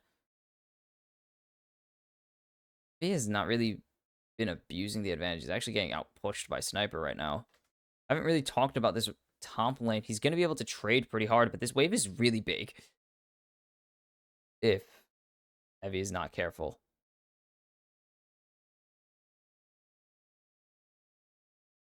Okay. Quid tries to put the pressure onto Dasher. Dasher's still going to perfectly farm anyways. Seeing slight advantages pop up across the rift. Biggest one so far, top and bot lane, about 7 or so CS. Going to be contested. Going up to 10 in the bot lane, but that's just because Marble isn't there right now to contest at all. As Quid, no Q3, Soul Bound. He's going to send it back. He's going to take an auto from Vista, though.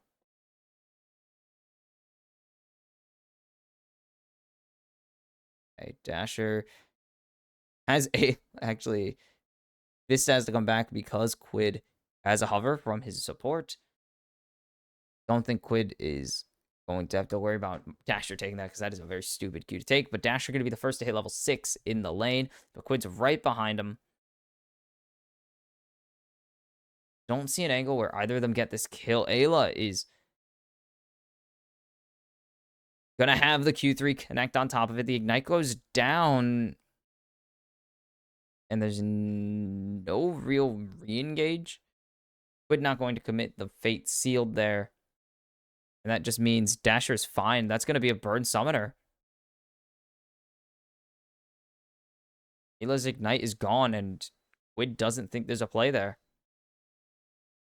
So, Grub is going to be a 3. The Grubs are going to be a 3-0 for the Hawks right now. And will be a Drake for River in the bot lane. I'm intrigued by that commitment play from Ayla.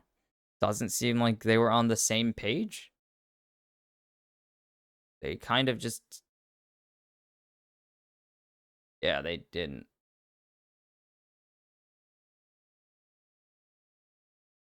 Yeah, they did not look like they're on the same page. Just Evie's conducting right now.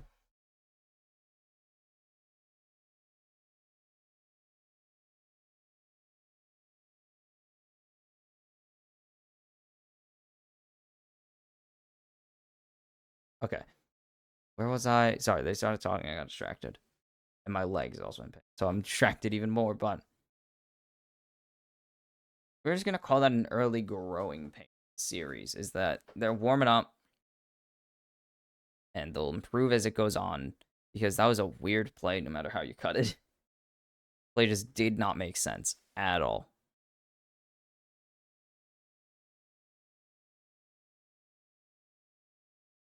Gonna get the Shuriken flip out. That means nothing. As the junglers have not been able to get very active. They've tried. River tried to come bot side, but obviously it was very smartly warded out. And play could not develop if he wanted it to. So they just get the dragons. River probably had the better early ganks that would actually result in something, mostly because he just has CC. As Sundered Sky is the start here. Should be a turret plating going to Tomo here. It's 1 health away. Are you kidding me? Evie is beating the mess out of Sniper right now through this thing called abusing a range advantage. Sniper is 11 CS down. He is in misery. As Marvel is a lot of CS. What the heck happened down here? And these snipers are Renekton as, uh-oh. This could be disaster. As there's the Solar Flare not connecting. Flash out of Vista. And Marvel going to shift away. But the pressure to try and make something happen. Vista. He's on to Tomo and he will die for it.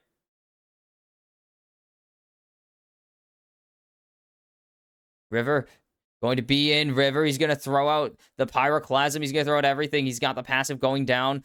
But River has River has no chance. The Forest. Gonna pick up that one with the double Cyclone. The river flows through the forest, so the forest knows better, I guess.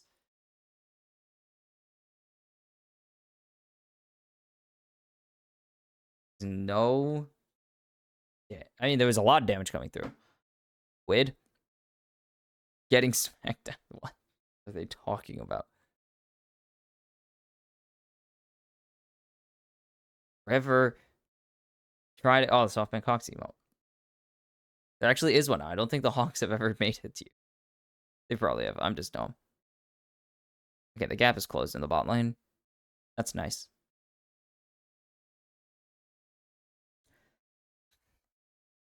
They're going somewhere on the cat. What the hell? This again just not doing anything so far. Not really able to do anything, but it's kind of like a self-fulfilling prophecy. In a way, it's just not making sense. First item already on this kite. God, this item is so cheap. This item is so cheap. The kill gives Forest the ability to grab an early started Sky, and River has the grubs dead because that is the one thing they have not been able to get rid of on brand. The ability to just delete the grubs because you have huge AP AoE damage. And it's kind of crazy. Like, illegal. Counter jungling percent.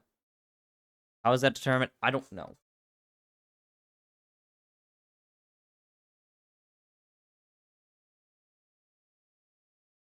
Whatever. River is a very aggressive jungler, though. That is kind of his calling card. Is he's a very notably aggressive jungler. Again, known for being in the enemy jungle in the early game and really loving to pick fights or poke and prod at his opponent. His force getting spotted out. Little 3D effect on the wards right there. Dasher is unspotted, but he's just going to walk out. Dasher's just... He has enough energy now that these minions are just getting queued over and over again. Force going to Q smite. I think that was a smite Q, but it's fine. No smite available for the Drake for about 15 seconds. Actually going to get hit by that one. Because River's starting the Drake. This is going to start clearing this ward out as they've brought Evie down to push out mid. There we go. Those are words that I am saying. And we're just going to take turret. He's just going to go and take some plates in the top lane. He should get 2 here. Don't think it's going to get all 3. We'll just grab 2. Will be Drake evened out for the Hawks. Mountain Drake. That's going to be a really good soul for whoever grabs it. Extra tankiness is always accepted. Like, it's just always appreciated. Evie going to spot out that ward. Not going to be able to clear it. We're just going to try and find something. Not going to happen. Dasher, good reactions to Sniper there. And we should be seeing more first items come through. The junglers have theirs. And then we see Dasher and Tomo with theirs. Marble should be coming up soon, I want to say. Marble is, yeah, he has enough. Oh, I hate having games at 8 in the morning. I hate the series starting at 8 in the morning, man. I'd rather have it be super early. Yep, that's going to be Triforce coming through. I'd rather have it be like so early that I just do it later in the day or at normal human hours for my time zone.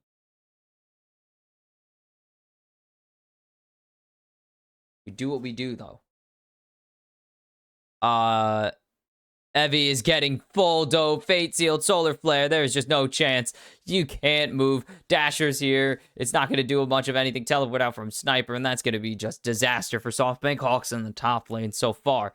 As there's the jumping onto fours. He's going to be able to go away. Has the Pyroclasm still proccing on him. Flash for flash with the other jungler. And the Hawks just get nothing. The Keeper's Verdict is available, Vista. This is just such a useless pick. This Pompey is so bad. Why is Vista on this freaking champion, man? He can't play it. They're looking for a catch out, but they're not going to get anything. They're just going to get some simple counter jungling. It's a 1,000 gold lead now for the Thieves. As they have that stupid thing pop up. And you can see all in bot lane and the mid lane.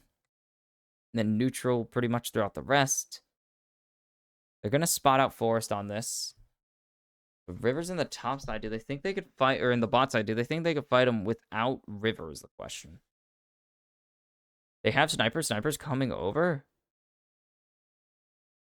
But and River and Ayla finish the job here as River's taking a really long time, but no one's here to help Forest. Forest can disengage. He's going to jump in onto Sniper, get some damage down. River's here, teleport coming in from Quid. There's the lockdown onto Ayla. Good Q3 block, or E block on Sniper. Ayla low, and the ulti going between worlds does nothing, but there's Force with the Cyclone. Ayla jumping in on to River. Tomo gonna find Forest, but it's Marble getting River down. Evie trying to get some damage in onto Quid. But the Hawks get the kills eventually. They're not gonna be able to get the Rift Herald. It's completely left alone. Ooh, it's gonna lock down Vista, but it's not gonna come through. The Q3 gets blocked, gets the airborne, but can't really go in anymore. It's gonna be a good chunk onto Quid. And so the gold lead going to remain at a little over 1,000 as they do give a kill over to Tomo, but this just feels so slow from the Hawks. But Evie needs to teleport in, so by the time Evie teleports in, doesn't want to flash for it. Still gets the flash out of Sniper, though, but doesn't want to flash for the ulti. And I don't know if that's good or bad. It feels like it might be a bad thing. I don't know on it. It's personally, like, I guess it's a matter of what do you think the play is there? Because it does feel like he could have flashed and caught a lot of 100 Thieves. But also, who knows? Marvel just going to use this to wipe the wave.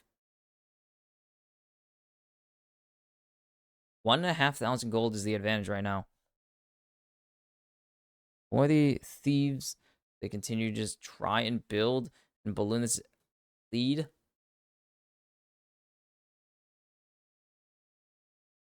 That did hit Marble. Okay, cool. You can see these kill advantages are pretty big. It's about a wave worth of gold. Well, Forest cannot get this yet. They need to push out mid as Sniper's already here and bot is also just kind of in their neutral state right now. It's going to be really difficult to push in Tomo efficiently because he does just have those void missiles. Is that what it's called? I actually don't know what Crisis Q is called. Icathian Rain. I just know this one's Void Seeker and that one's... And then I know the Killer Instinct. Herald started... Wait, Quid? They know. Vista doesn't get the engage he wants, though. But there's the jump in. But it's onto Evie, and Ayla's gonna just die here. Sniper is actually going to survive that. River gonna pick up the kill into Forest. What is going on for the Hawks? They had that, but they had to drop the between worlds. And now River going to be able to pick up this Drake pretty easily. There's no ult. They have one ultimate.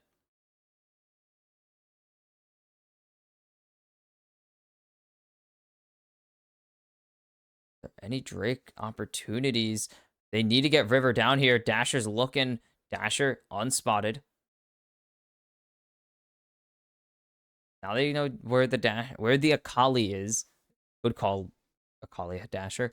That works, but there's no fight available with Forest gone and with literally zero ultimates besides the perfect execution, which is not really the most useful ultimate in this situation. The Hawks do just seed the second Drake. It's only a second Drake, but now the jump in onto River. The True Shot Barrage doesn't even connect, but Evie's here. The perfect execution is perfect for River.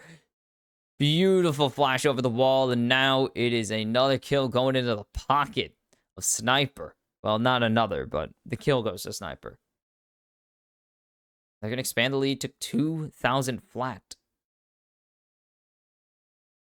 Now, Evie gets jumped in on by Quid.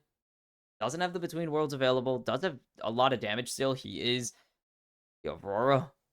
But Forrest needs to be careful. Sniper's just lying in wait. He's trying to catch him, a rabbit. And the big croc not going to get it, actually. Is Evie going to use the Between Worlds to escape? The Cyclone comes out. Ayla will fall to the red buff. Forrest going to pick up that one. And now Dasher is here. Do they think they have an angle? Good block on the Q3 from Vista. Tomo not able to engage. Evie is teleport if they want to bring him in. And they will. So there's the flank angle. Sniper is so low. Vista gonna pick up that one with the enhanced auto attack, but the turret is still here. True shot barrage gonna do a lot to Tomo, but there's the engage onto Evie. Will be able to survive it. But 2 kills back to the Hawks. They're gonna find Quid here. There's the jump in. Force doesn't really have anything to lock him down, and there is no Poppy nearby. This will be a tier 1 bot lane going down for the Hawks, and they've started to even this out, actually. It should be around 1,000 after this camp gets taken, and it is. 2 items on Marble right now. We're coming up on a second item for Dasher as well. Thieves are still in a very comfortable spot, yes. Because they should actually get the start as well. Pretty much no chance that this doesn't drop. And it will be Quid picking up the local gold there. And now it's a little over 1k ahead. But now, I mean, there is no but now. I mean, Baron's up. But now we just go into a farming stage for 2 minutes, yes. Going to be about who can get these items, as Forrest is showing and Sniper just has to disengage. This will be a top tier 1 matched by, or a response tier 1 to match the Thieves taking the bot tier 1, keeping the turrets in their advantage.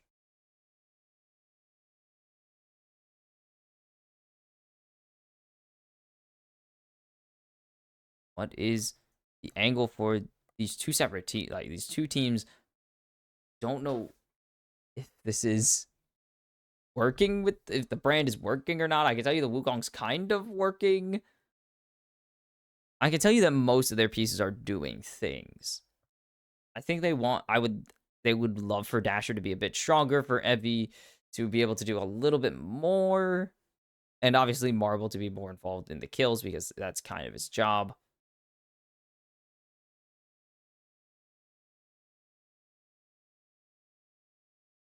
But it is really who's going to carry harder.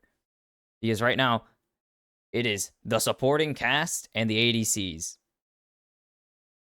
Yes, Forrest has most of the kills, but it's not going to stay that way for long unless Forrest just keeps the last hitting. It's really it. Most of this damage is going to be coming from these ADCs more than it is from anyone else, even though River is going to be doing a lot. Like, people like Dasher is going to be doing a lot. What the hell is that all about? Okay, I missed a lot yesterday, I guess. But it is a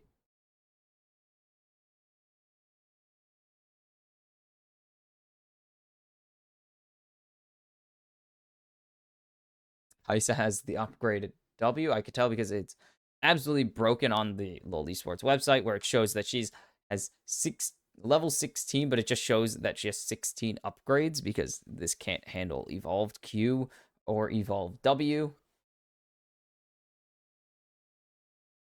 But evolved Q, evolved W available. As you can see, the AD and the attack speed buffs are applied. Of course, gonna get hit by the E there. Cry about it. Yeah, Rylai's is really strong, and the 80 equivalent is weird.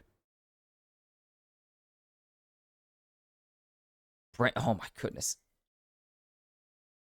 And that means this Drake is just gone. There's no chance Force doesn't have the health bar to contest. And it's going to be Drake's ult and a tankier 100 Thieves as well. This is danger.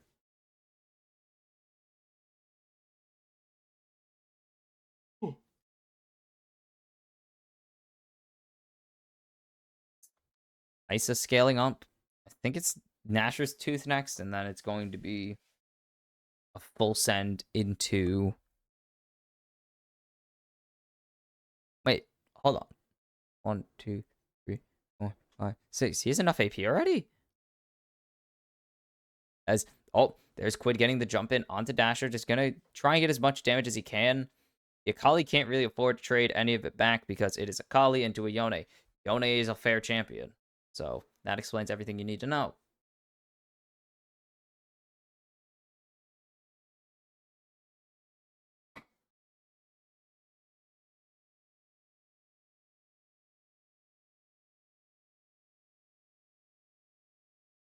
This LDR would be huge. It could be...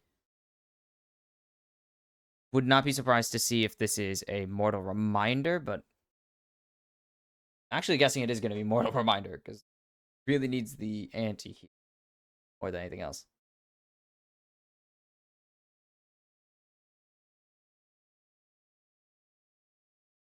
Control of the vision has gone over to the Softbank Hawks here. I mean, just the straight objective lead they have. Dasher is getting gapped by Quid now. 40 CS down? 30 CS down? Marble is farming up a storm, but so is Tomo. Oh, and that's Nasher's Tooth finished. That is the void. That is the supercharge upgrade secured. Marble is just trying to hold off this wave. Forrest gonna get locked down by Quid. Forrest is gonna just be so chunked out. And that is it. That means that the Thieves are gonna get the Baron here. There's no way that the Softbank Hawks can contest it.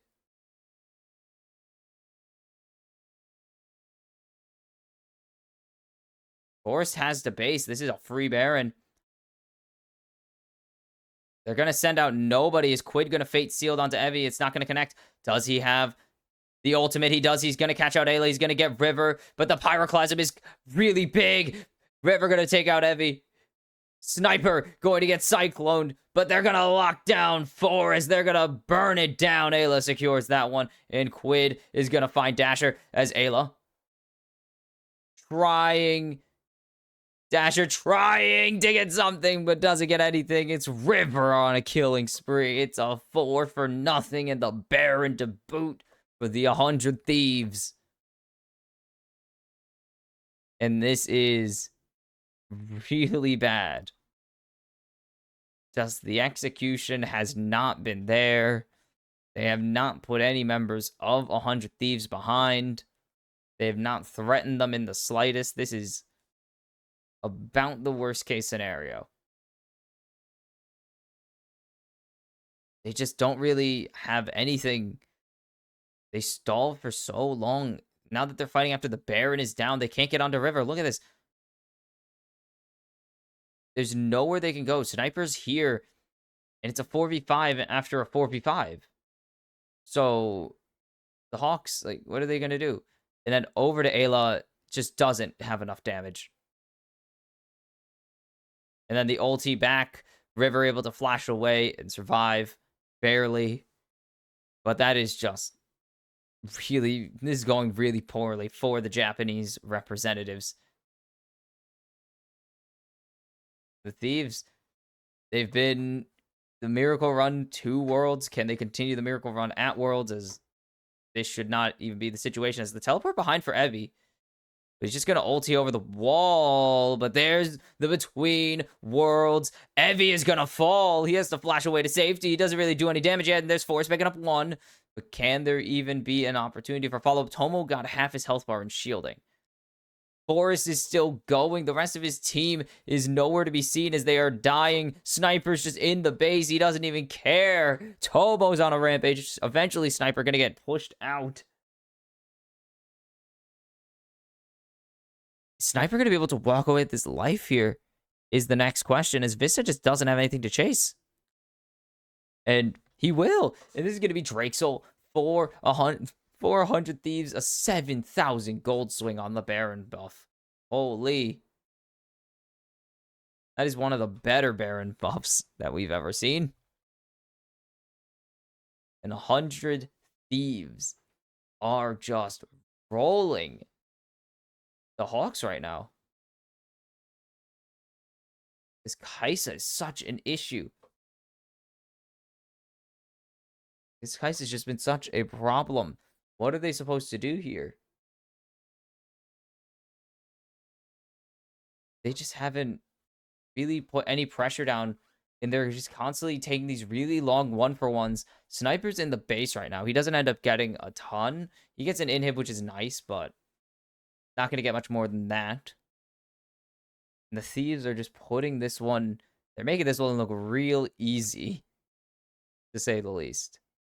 It is not a challenge for them right now to do anything they want. They've been able to freely do anything on the map since it feels like minute 1, but I know it wasn't. But since they got to dive onto Evie, it hasn't really been a challenge.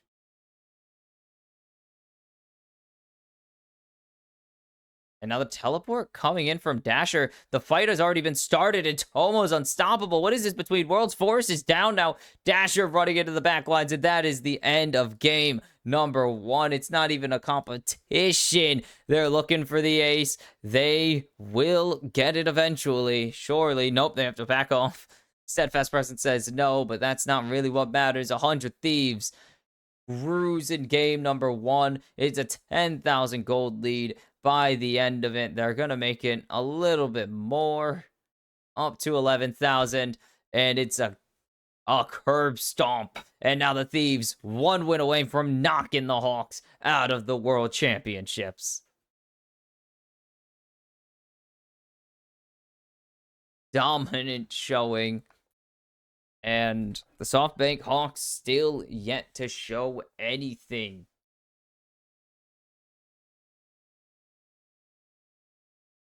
It is. That was a tough one. And it really is going to be difficult to see what they can come back to the table with. Because, yeah, there were minimal upsides that game. It felt like they just didn't have a draft plan that worked out, and it felt like they didn't know how to play their own comp.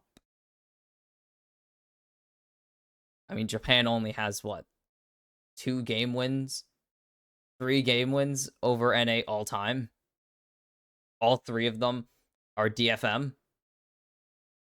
APAC has more, including the OS one. Remember the OS win. They have 3? Yeah. 3 wins all time over North America. 1 against C9, 1 against EG, and where's the other one? Is it 2 against C9? It's 2 against C9 because World's playing. That's right. Yeah, 2 against C9, 1 against EG. The 100 Thieves have faced off against DFM twice, and they are yet to lose not only to Japan, but they have only lost 1 game to the APAC, actually. It was CTBC last year. They went 1-1 with them. Or 2 years ago, sorry. And so, uphill battle. I mean, the Hawks would literally need to make history because in a best of, Japan's never won against North America. I don't even think they've ever played a best of. No. So, literal history would need to be made for the Hawks. Otherwise, it would be another PSG versus NA matchup. Continuing I can't say a rivalry. A rivalry implies it's not even. It implies that it's a recurring thing. But whatever. Game 2 up next. Will the Thieves close this out? Will close out the series. Will the Thieves close out the series and the game, or will the Hawks force a game 3 and continue to challenge the impossible, like the seemingly impossible? Let's see for game number 2. All right, it's time for game number 2. The Thieves 1-0 lead in this best of 3. 1 win away from sending the Softbank Hawks out of Berlin. We're actually straight into after this game. Not a super common thing. Usually it's a little bit of time before we get to the draft, but Instantly, Yone taken away, and then the Aurora actually banned. They don't plan on picking it. They don't want to give it over to 100 Thieves. That is very fair. Zig's going to continue to be banned away. And Skarner, I checked because I saw the stats didn't change for Skarner. He wasn't banned or picked last game. And the last chance at a 100% presence rate for the World Championships is gone. Unless you only count, I mean, counting play-ins in combined stats. This is forced immediately on the Sejuani, actually. Instant lock it. I don't think Sniper's going to play Riven. I don't think he's going to get to play Riven the whole. Irelia. And it's just going to be Renekton. Okay. I was like, the Riven would have been better than Irelia at that point. Ow, I beat the crap out of my mic again. Riven would have been better than Irelia at that point. Unironically.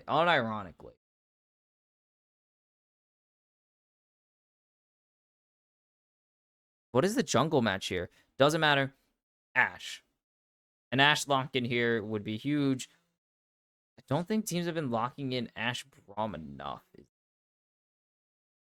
Like,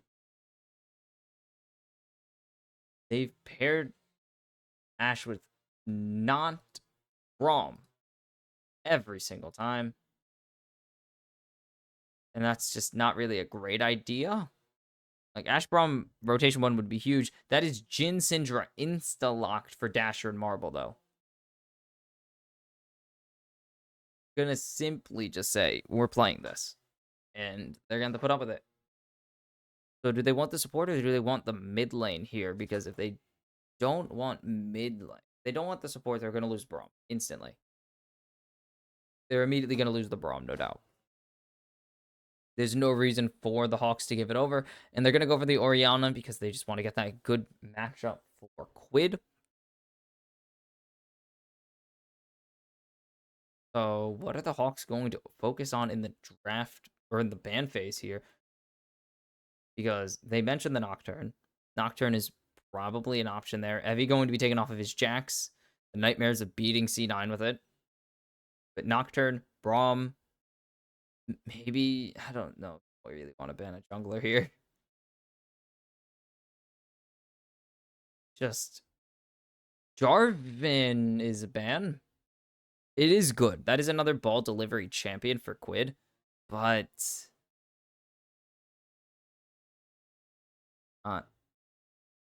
maybe River doesn't pick the Nocturne, but you at least need to get rid of Braum here. Because there's no reason to leave up Ashe Braum, especially when the Thieves are starting off with a pick. That's an option in the first. Right? got taken away from Evie. Interesting ban. Okay. Sure. Why not?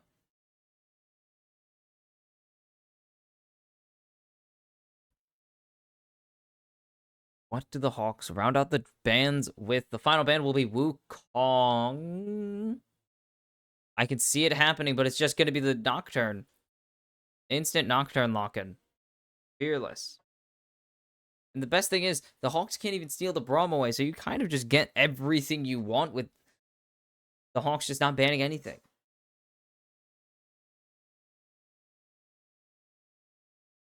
The Hawks just banning away really nothing. And it's just going to be Cassante? Wait, this is an unironic Rek'Sai top.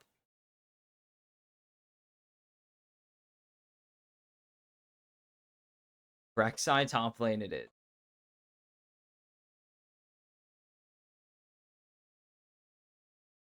Sedge top would be... It could work. And what is the support lock-in? It's going to be the Alistar for Vista.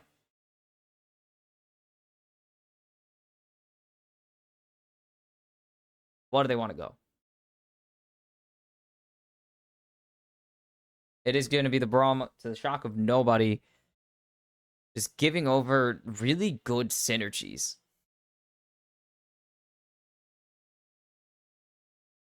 And Rek'Sai, oh my goodness, Evie on the Rek'Sai. This is a champ we haven't seen in a month since the literal start of the season. We haven't seen this champ since the actual start of the season. I do not want to work now. Whatever. This isn't. I mean, yeah, 100 Thieves have a really strong comp right now. And I'm certain they have a really strong game plan to go with it. Because they're not stupid.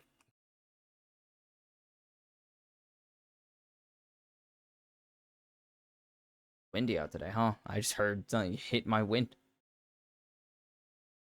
One game of Rek'Sai. Lost on it. Whatever. There we go. One game to salvation for them. It was against Deep Cross. He went 1-4-3. This Rek'Sai is what they're putting their hopes in. Evie, not a Rek'Sai player. Maybe he's got something in him that we don't know about, though. And if he does, he's going to need to show it now because it is time for potentially the finale. Softbank Hawks down 1-0 in a best of 3. The loser goes home. The winner faces PSG Talon tomorrow. Or the winner faces, yeah, PSG Talon tomorrow.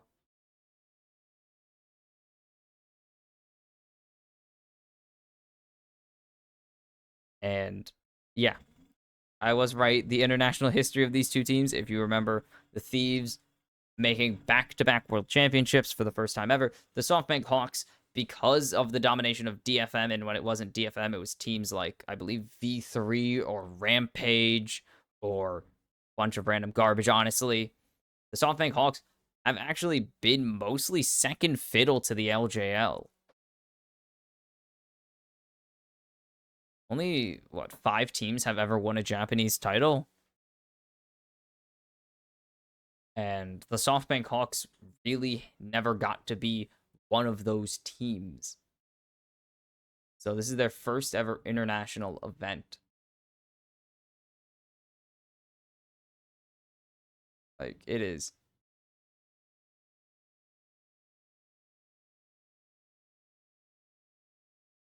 They only formed then? Really? It feels like they're so much older. Oh, they replaced Unsold. That's why. Hey, that's Dasher. That's why. Unsold Stuff also. The team that they inherited, Unsold Stuff Gaming. Also not a very successful team. In fact, so unsuccessful they were replaced. As Vista doesn't get to play the game, he's just gonna have to watch.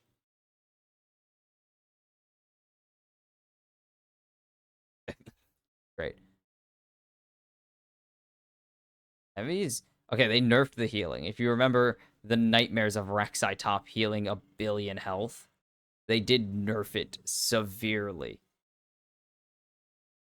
As Quid is just really putting the hurt onto Dasher. Dasher not hitting any of the, I think they're just called Dark Spheres because they really didn't have any ideas. This is already chunked so low. He's not able to heal from his passive either. This is just very bad. It's River doing the River thing and invading. He can't. Dasher's getting soloed by Quid. Quid's going to be able to pick up first blood here. And it's a flash force without even doing anything. River going to be able to get the fear force, just not really going for smite. Okay. This is not going well, to say the least. Teleport already used by both mid laners here.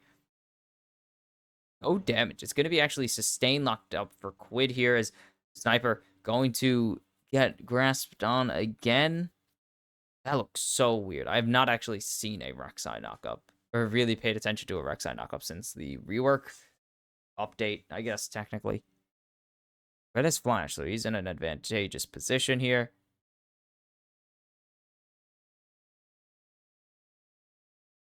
Is Sniper going to just keep dancing around? Heavy. Continuing to be a problem. He's going to be a nuisance this game. As River looking for a flank with no flash. This is actually the first time I've ever seen a Nocturne be valuable beforehand, as there's the flash in, the fear. Not going to connect. Scatter the Weak. No spell shield there from River. And Vista going to get flash queued on, and it's just going to be Ayla instead the target. Ayla flashes away. He's stunned by Forest, and he's sent to the fountain by Marble. And a good play there from the Hawks. And that's their first actual play they've, like, seeked out. And that's pretty good to start. Getting the Jhin ahead is really important as Evie continues to get danced around by Sniper and his slicing, his dicing. He knows where things are. He knows where Sniper is standing on his stupid portal thing.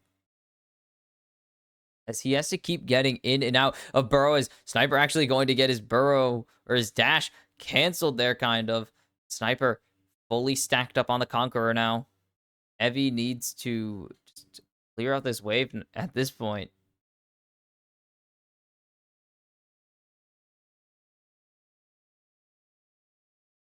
And Marvel, ooh, this is a lane swap coming through to try and get grub pressure. Okay.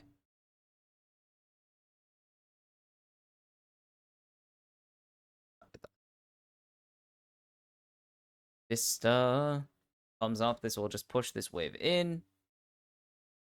Gonna get control up top side here. Gonna get the push so they can start these grubs. Forest spotted out by River. Ayla is, I think, already up here. He's in mid.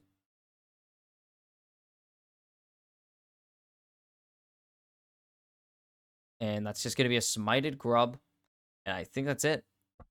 The Hawks don't really have anything to threaten. Get top push, but it's just it.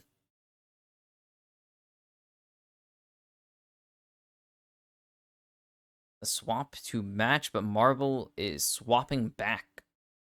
You're gonna have to burn Evie's teleport for this, but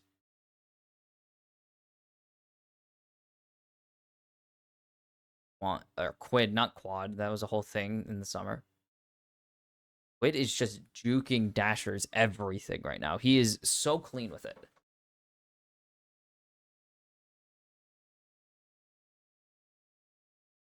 Just, he's really depressing if you're Dasher, because you should be able to at least contest, but he is just getting no benefits here.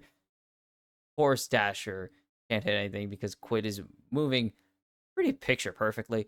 It should be Evie taking a turret shot, another turret shot, a third one.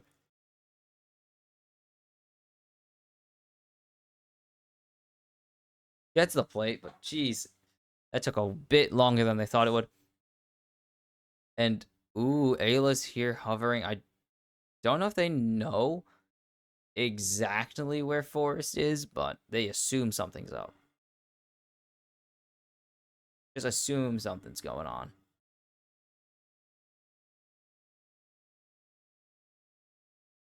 Drake is available, actually, and they've gotten full push in the bot lane now. His Sniper is in bot, so Marvel's able to just push him out. And Forest is down here. This should be a free first dragon for the Hawks. No problem. Yep, ADC's in top side. Pretty easy for them to pick up.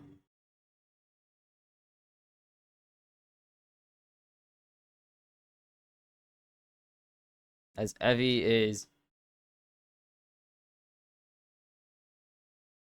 where something's going on. He's gonna hit Sniper or River with a Q.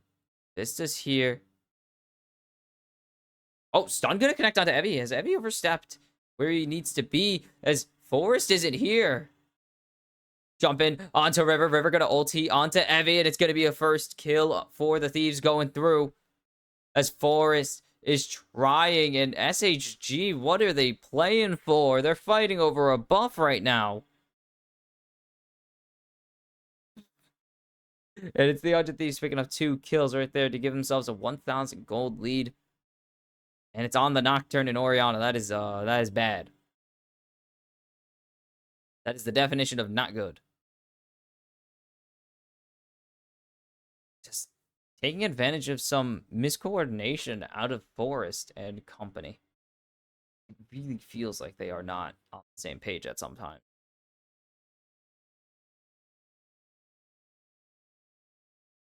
They do not feel like they're on the same page.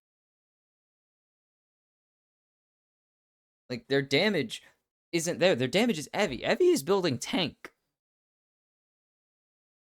Evie's building a Sunfire Cape as first item.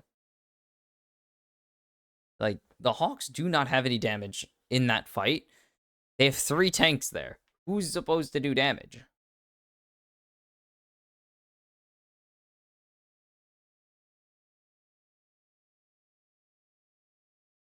Quid? Stun not going to connect. Flash forced out of Quid, though. But it would have been nice to get the stun, Dasher.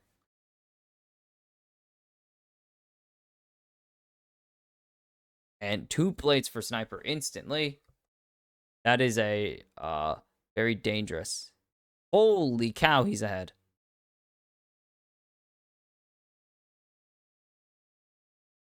Oh, jeez. This is very bad, actually, for Softbank Hawks. They are just massively behind everywhere now. They're falling behind in farm everywhere except for mid. Like 13 CS down in bot or in top lane, 10 CS down consistently in top or in bot. Dang it, I'm mixing them up because they moved. This should be the Void Grubs buff over to 100 Thieves. I don't think they have a lot of threat. And they don't, as there's River going in with the shockwave. Quid's gonna find Marble. The Sun's gonna go through onto Forest, and the flash into the blast cone's gonna send him back. Tomo's low, but he's just gonna be able to flash over the wall, pick up a kill onto Forest. As Sniper a little bit too deep, but he's gonna be able to dominate out to safety. As Ayla's gonna pick up Vista as well. Evie uses the ultimate. He will be able to cause the demise of one person. Ayla is able to just walk away, but the Scatter of the Week will give him the double kill over to Dasher. And even then, still 2,000 gold behind, and it's 5 grubs over to the LCS 3 seeds. Oh. So this all begins. They back off because Sniper's going to go fight Evie. And Evie can't really do anything. Great shockwave into the Enchanted Crystal Arrow. Absolutely huge. Instantly Marble's gone. That's the damage. That's most of the damage of the Softbank Hawks gone. Dasher is Syndra. Syndra is... What the hell? Oh, that was from Quid. Syndra is a front-loaded damage champion. And then the rest of her damage throughout the rest of the fight is very dependent on ability haste.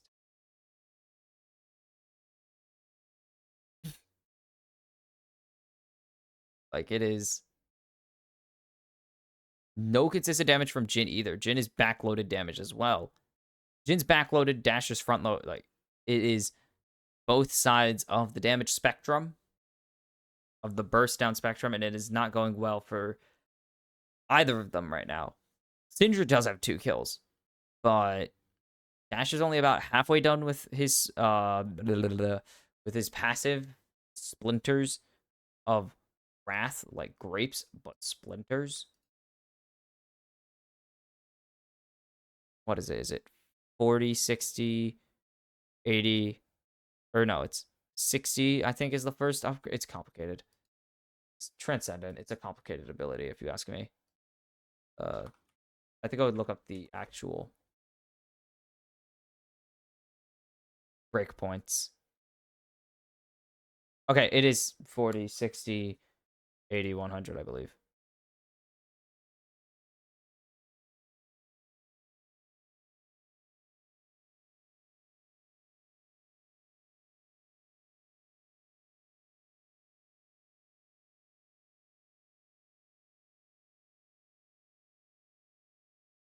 $40, 60, 80, 100, because 120, that's right.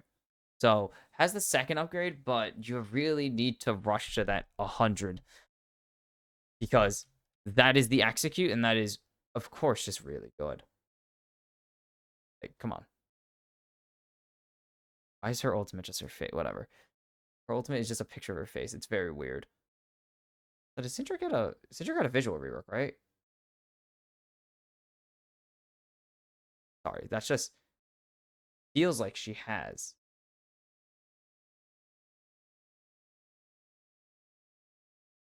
Is Sniper getting chunked out by Dasher there?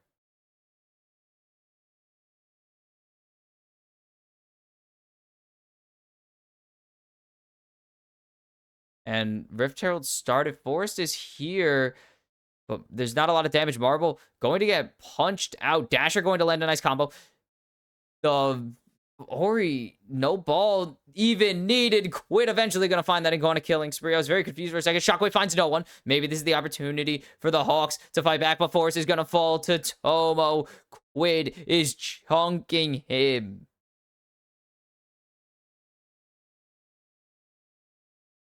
Maybe they get Tomo here. Vista has the CC and Marble has the damage. It's going to go to Evie. Evie's off in the middle of no man's land, running for his life. Doesn't have... Actually, has the flash if he wants it. Not going to go for it. Quid barely survives it, but he's going to pick up that kill right there. And it should be 100 Thieves. No, they actually want to reset. Okay. They don't get the Herald as they originally planned.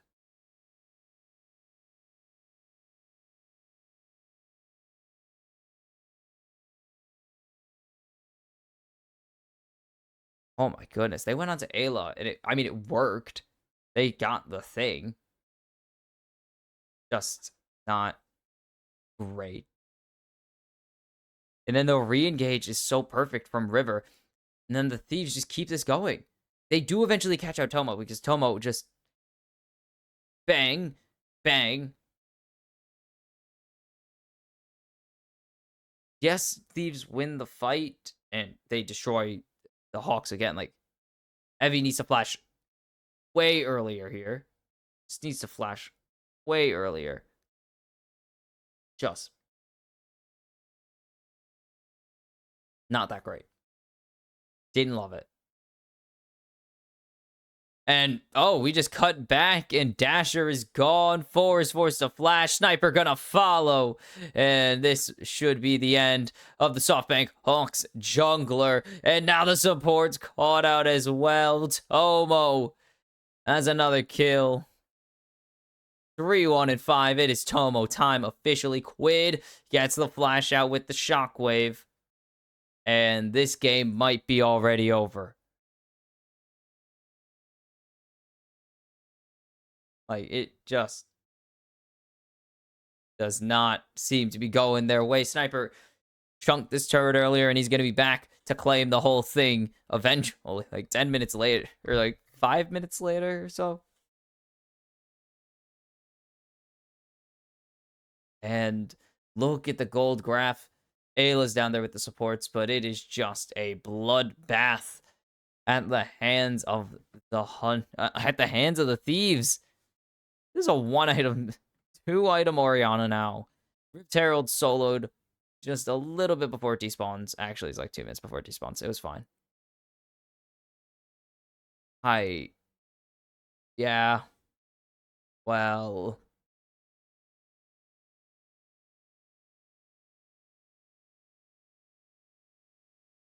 It's, it. Good luck. Good luck.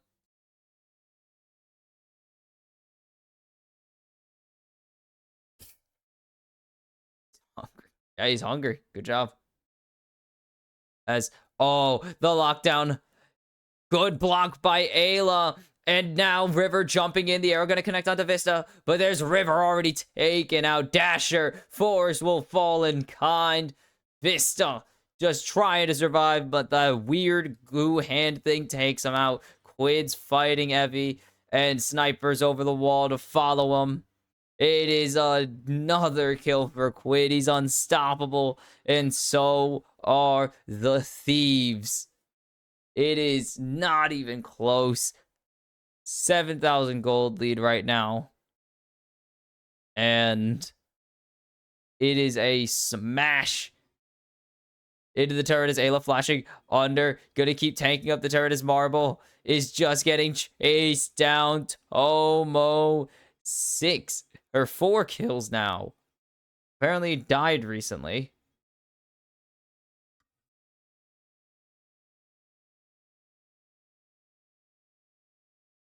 As Vista punches River.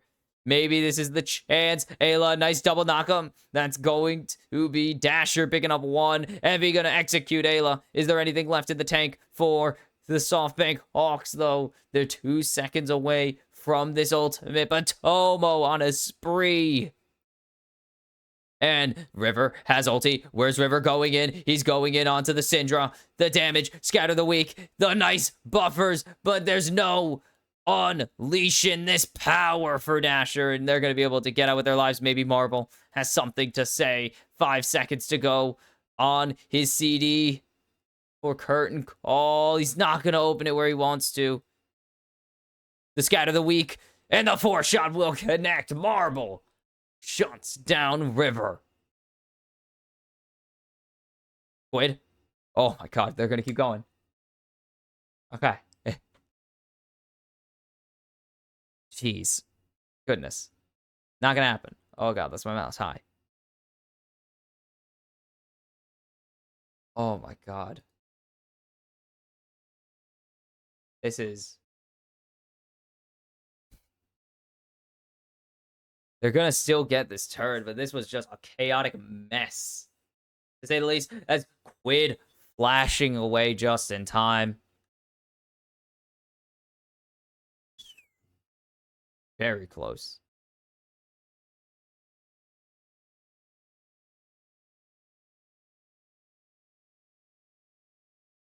It's still 9,000 in the end. Oh my goodness.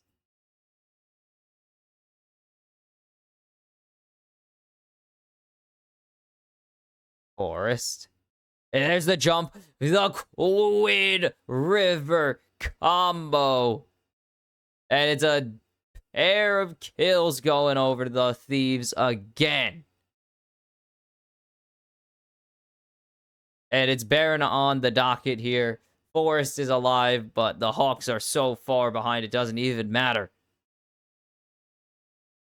Sniper is just bodyguarding the route going to connect. He has the dominance. The sun goes out on Sniper. Evie forced to tunnel away. The curtain's open, but it's not going to matter as there's the flash to cancel the curtain call. And they're just going forward. Sniper doesn't give a damn. He's on a rampage. As Force will fall to Quid. The stun connects onto Evie, but it's not going to matter at all. He's able to escape. Vista thinking about it, but it's not even going to be... Can't even engage without dying. Baron secured by River. Quid rocking the 6-6-1-9 right now. And it is just not even close. 13,000 gold in the lead for 100 Thieves. The LCS 3 seed, they say, we're not going out just yet. They want to ruin the APAC. They want to run through the APAC. It starts with the Hawks, and it will end with PSG if they can get there. And Vista just getting shredded a lot. Like, Tomo is doing so much. River is such a monster right now. And just continuing to lock them down. They can keep going forwards. They don't care. And then this... Oh... Flashing over to kill off the chances of shooting anyone down, potentially stealing the Baron with a 4-shot. Not gonna happen. Okay. Alright, flashbang. But where to even start with a comeback for the Hawks, because I don't think it's physically possible. Sniper's just shredding Evie to bits through the armor. That's interesting. And now onto the base turrets. What the hell is that? Oh, okay. I don't know if that's loud. No, can't even be picked up. It's a double already for Quid. Sorry, I was just trying to do something having outside my house.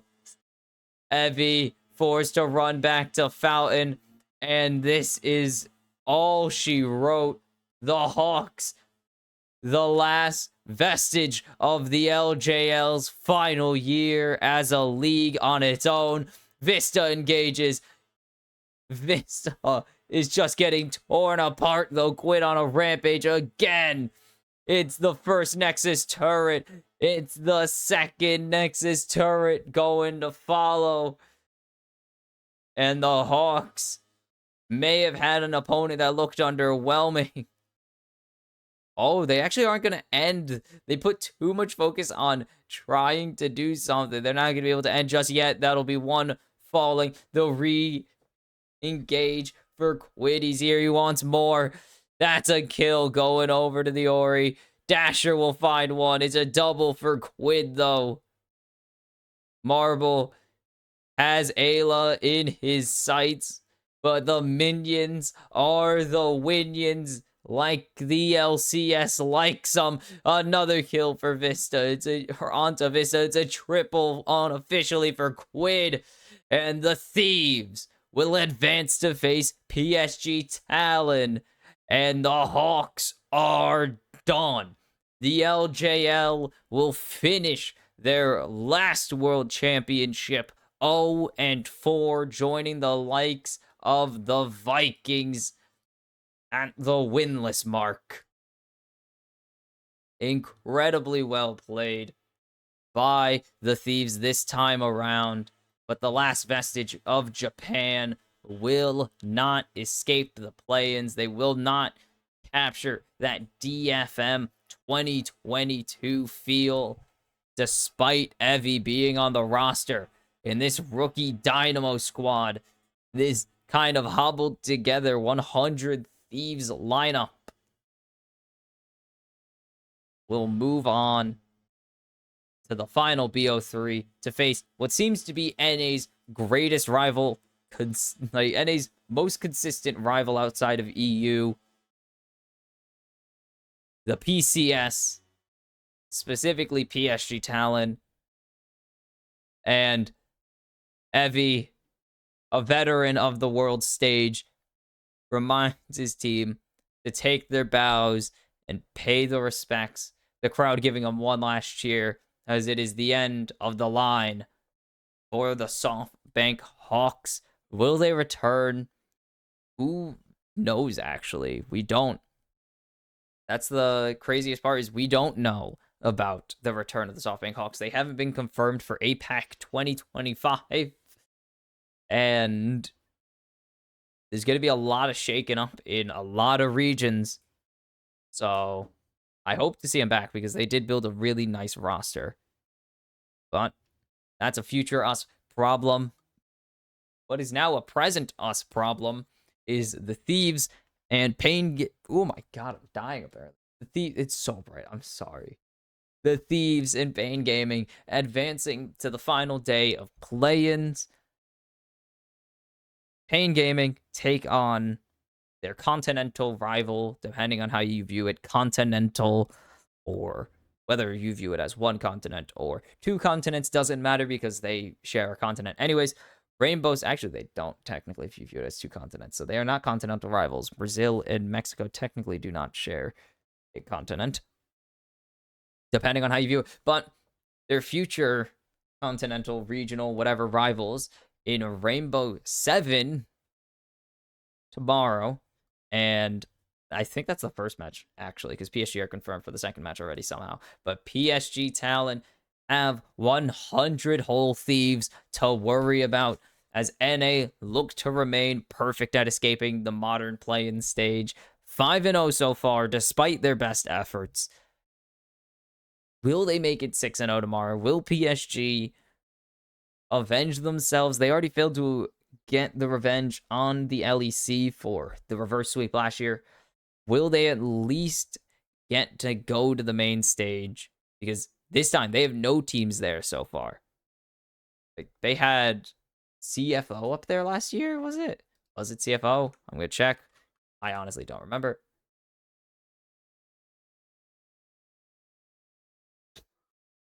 That is a legendary sentence.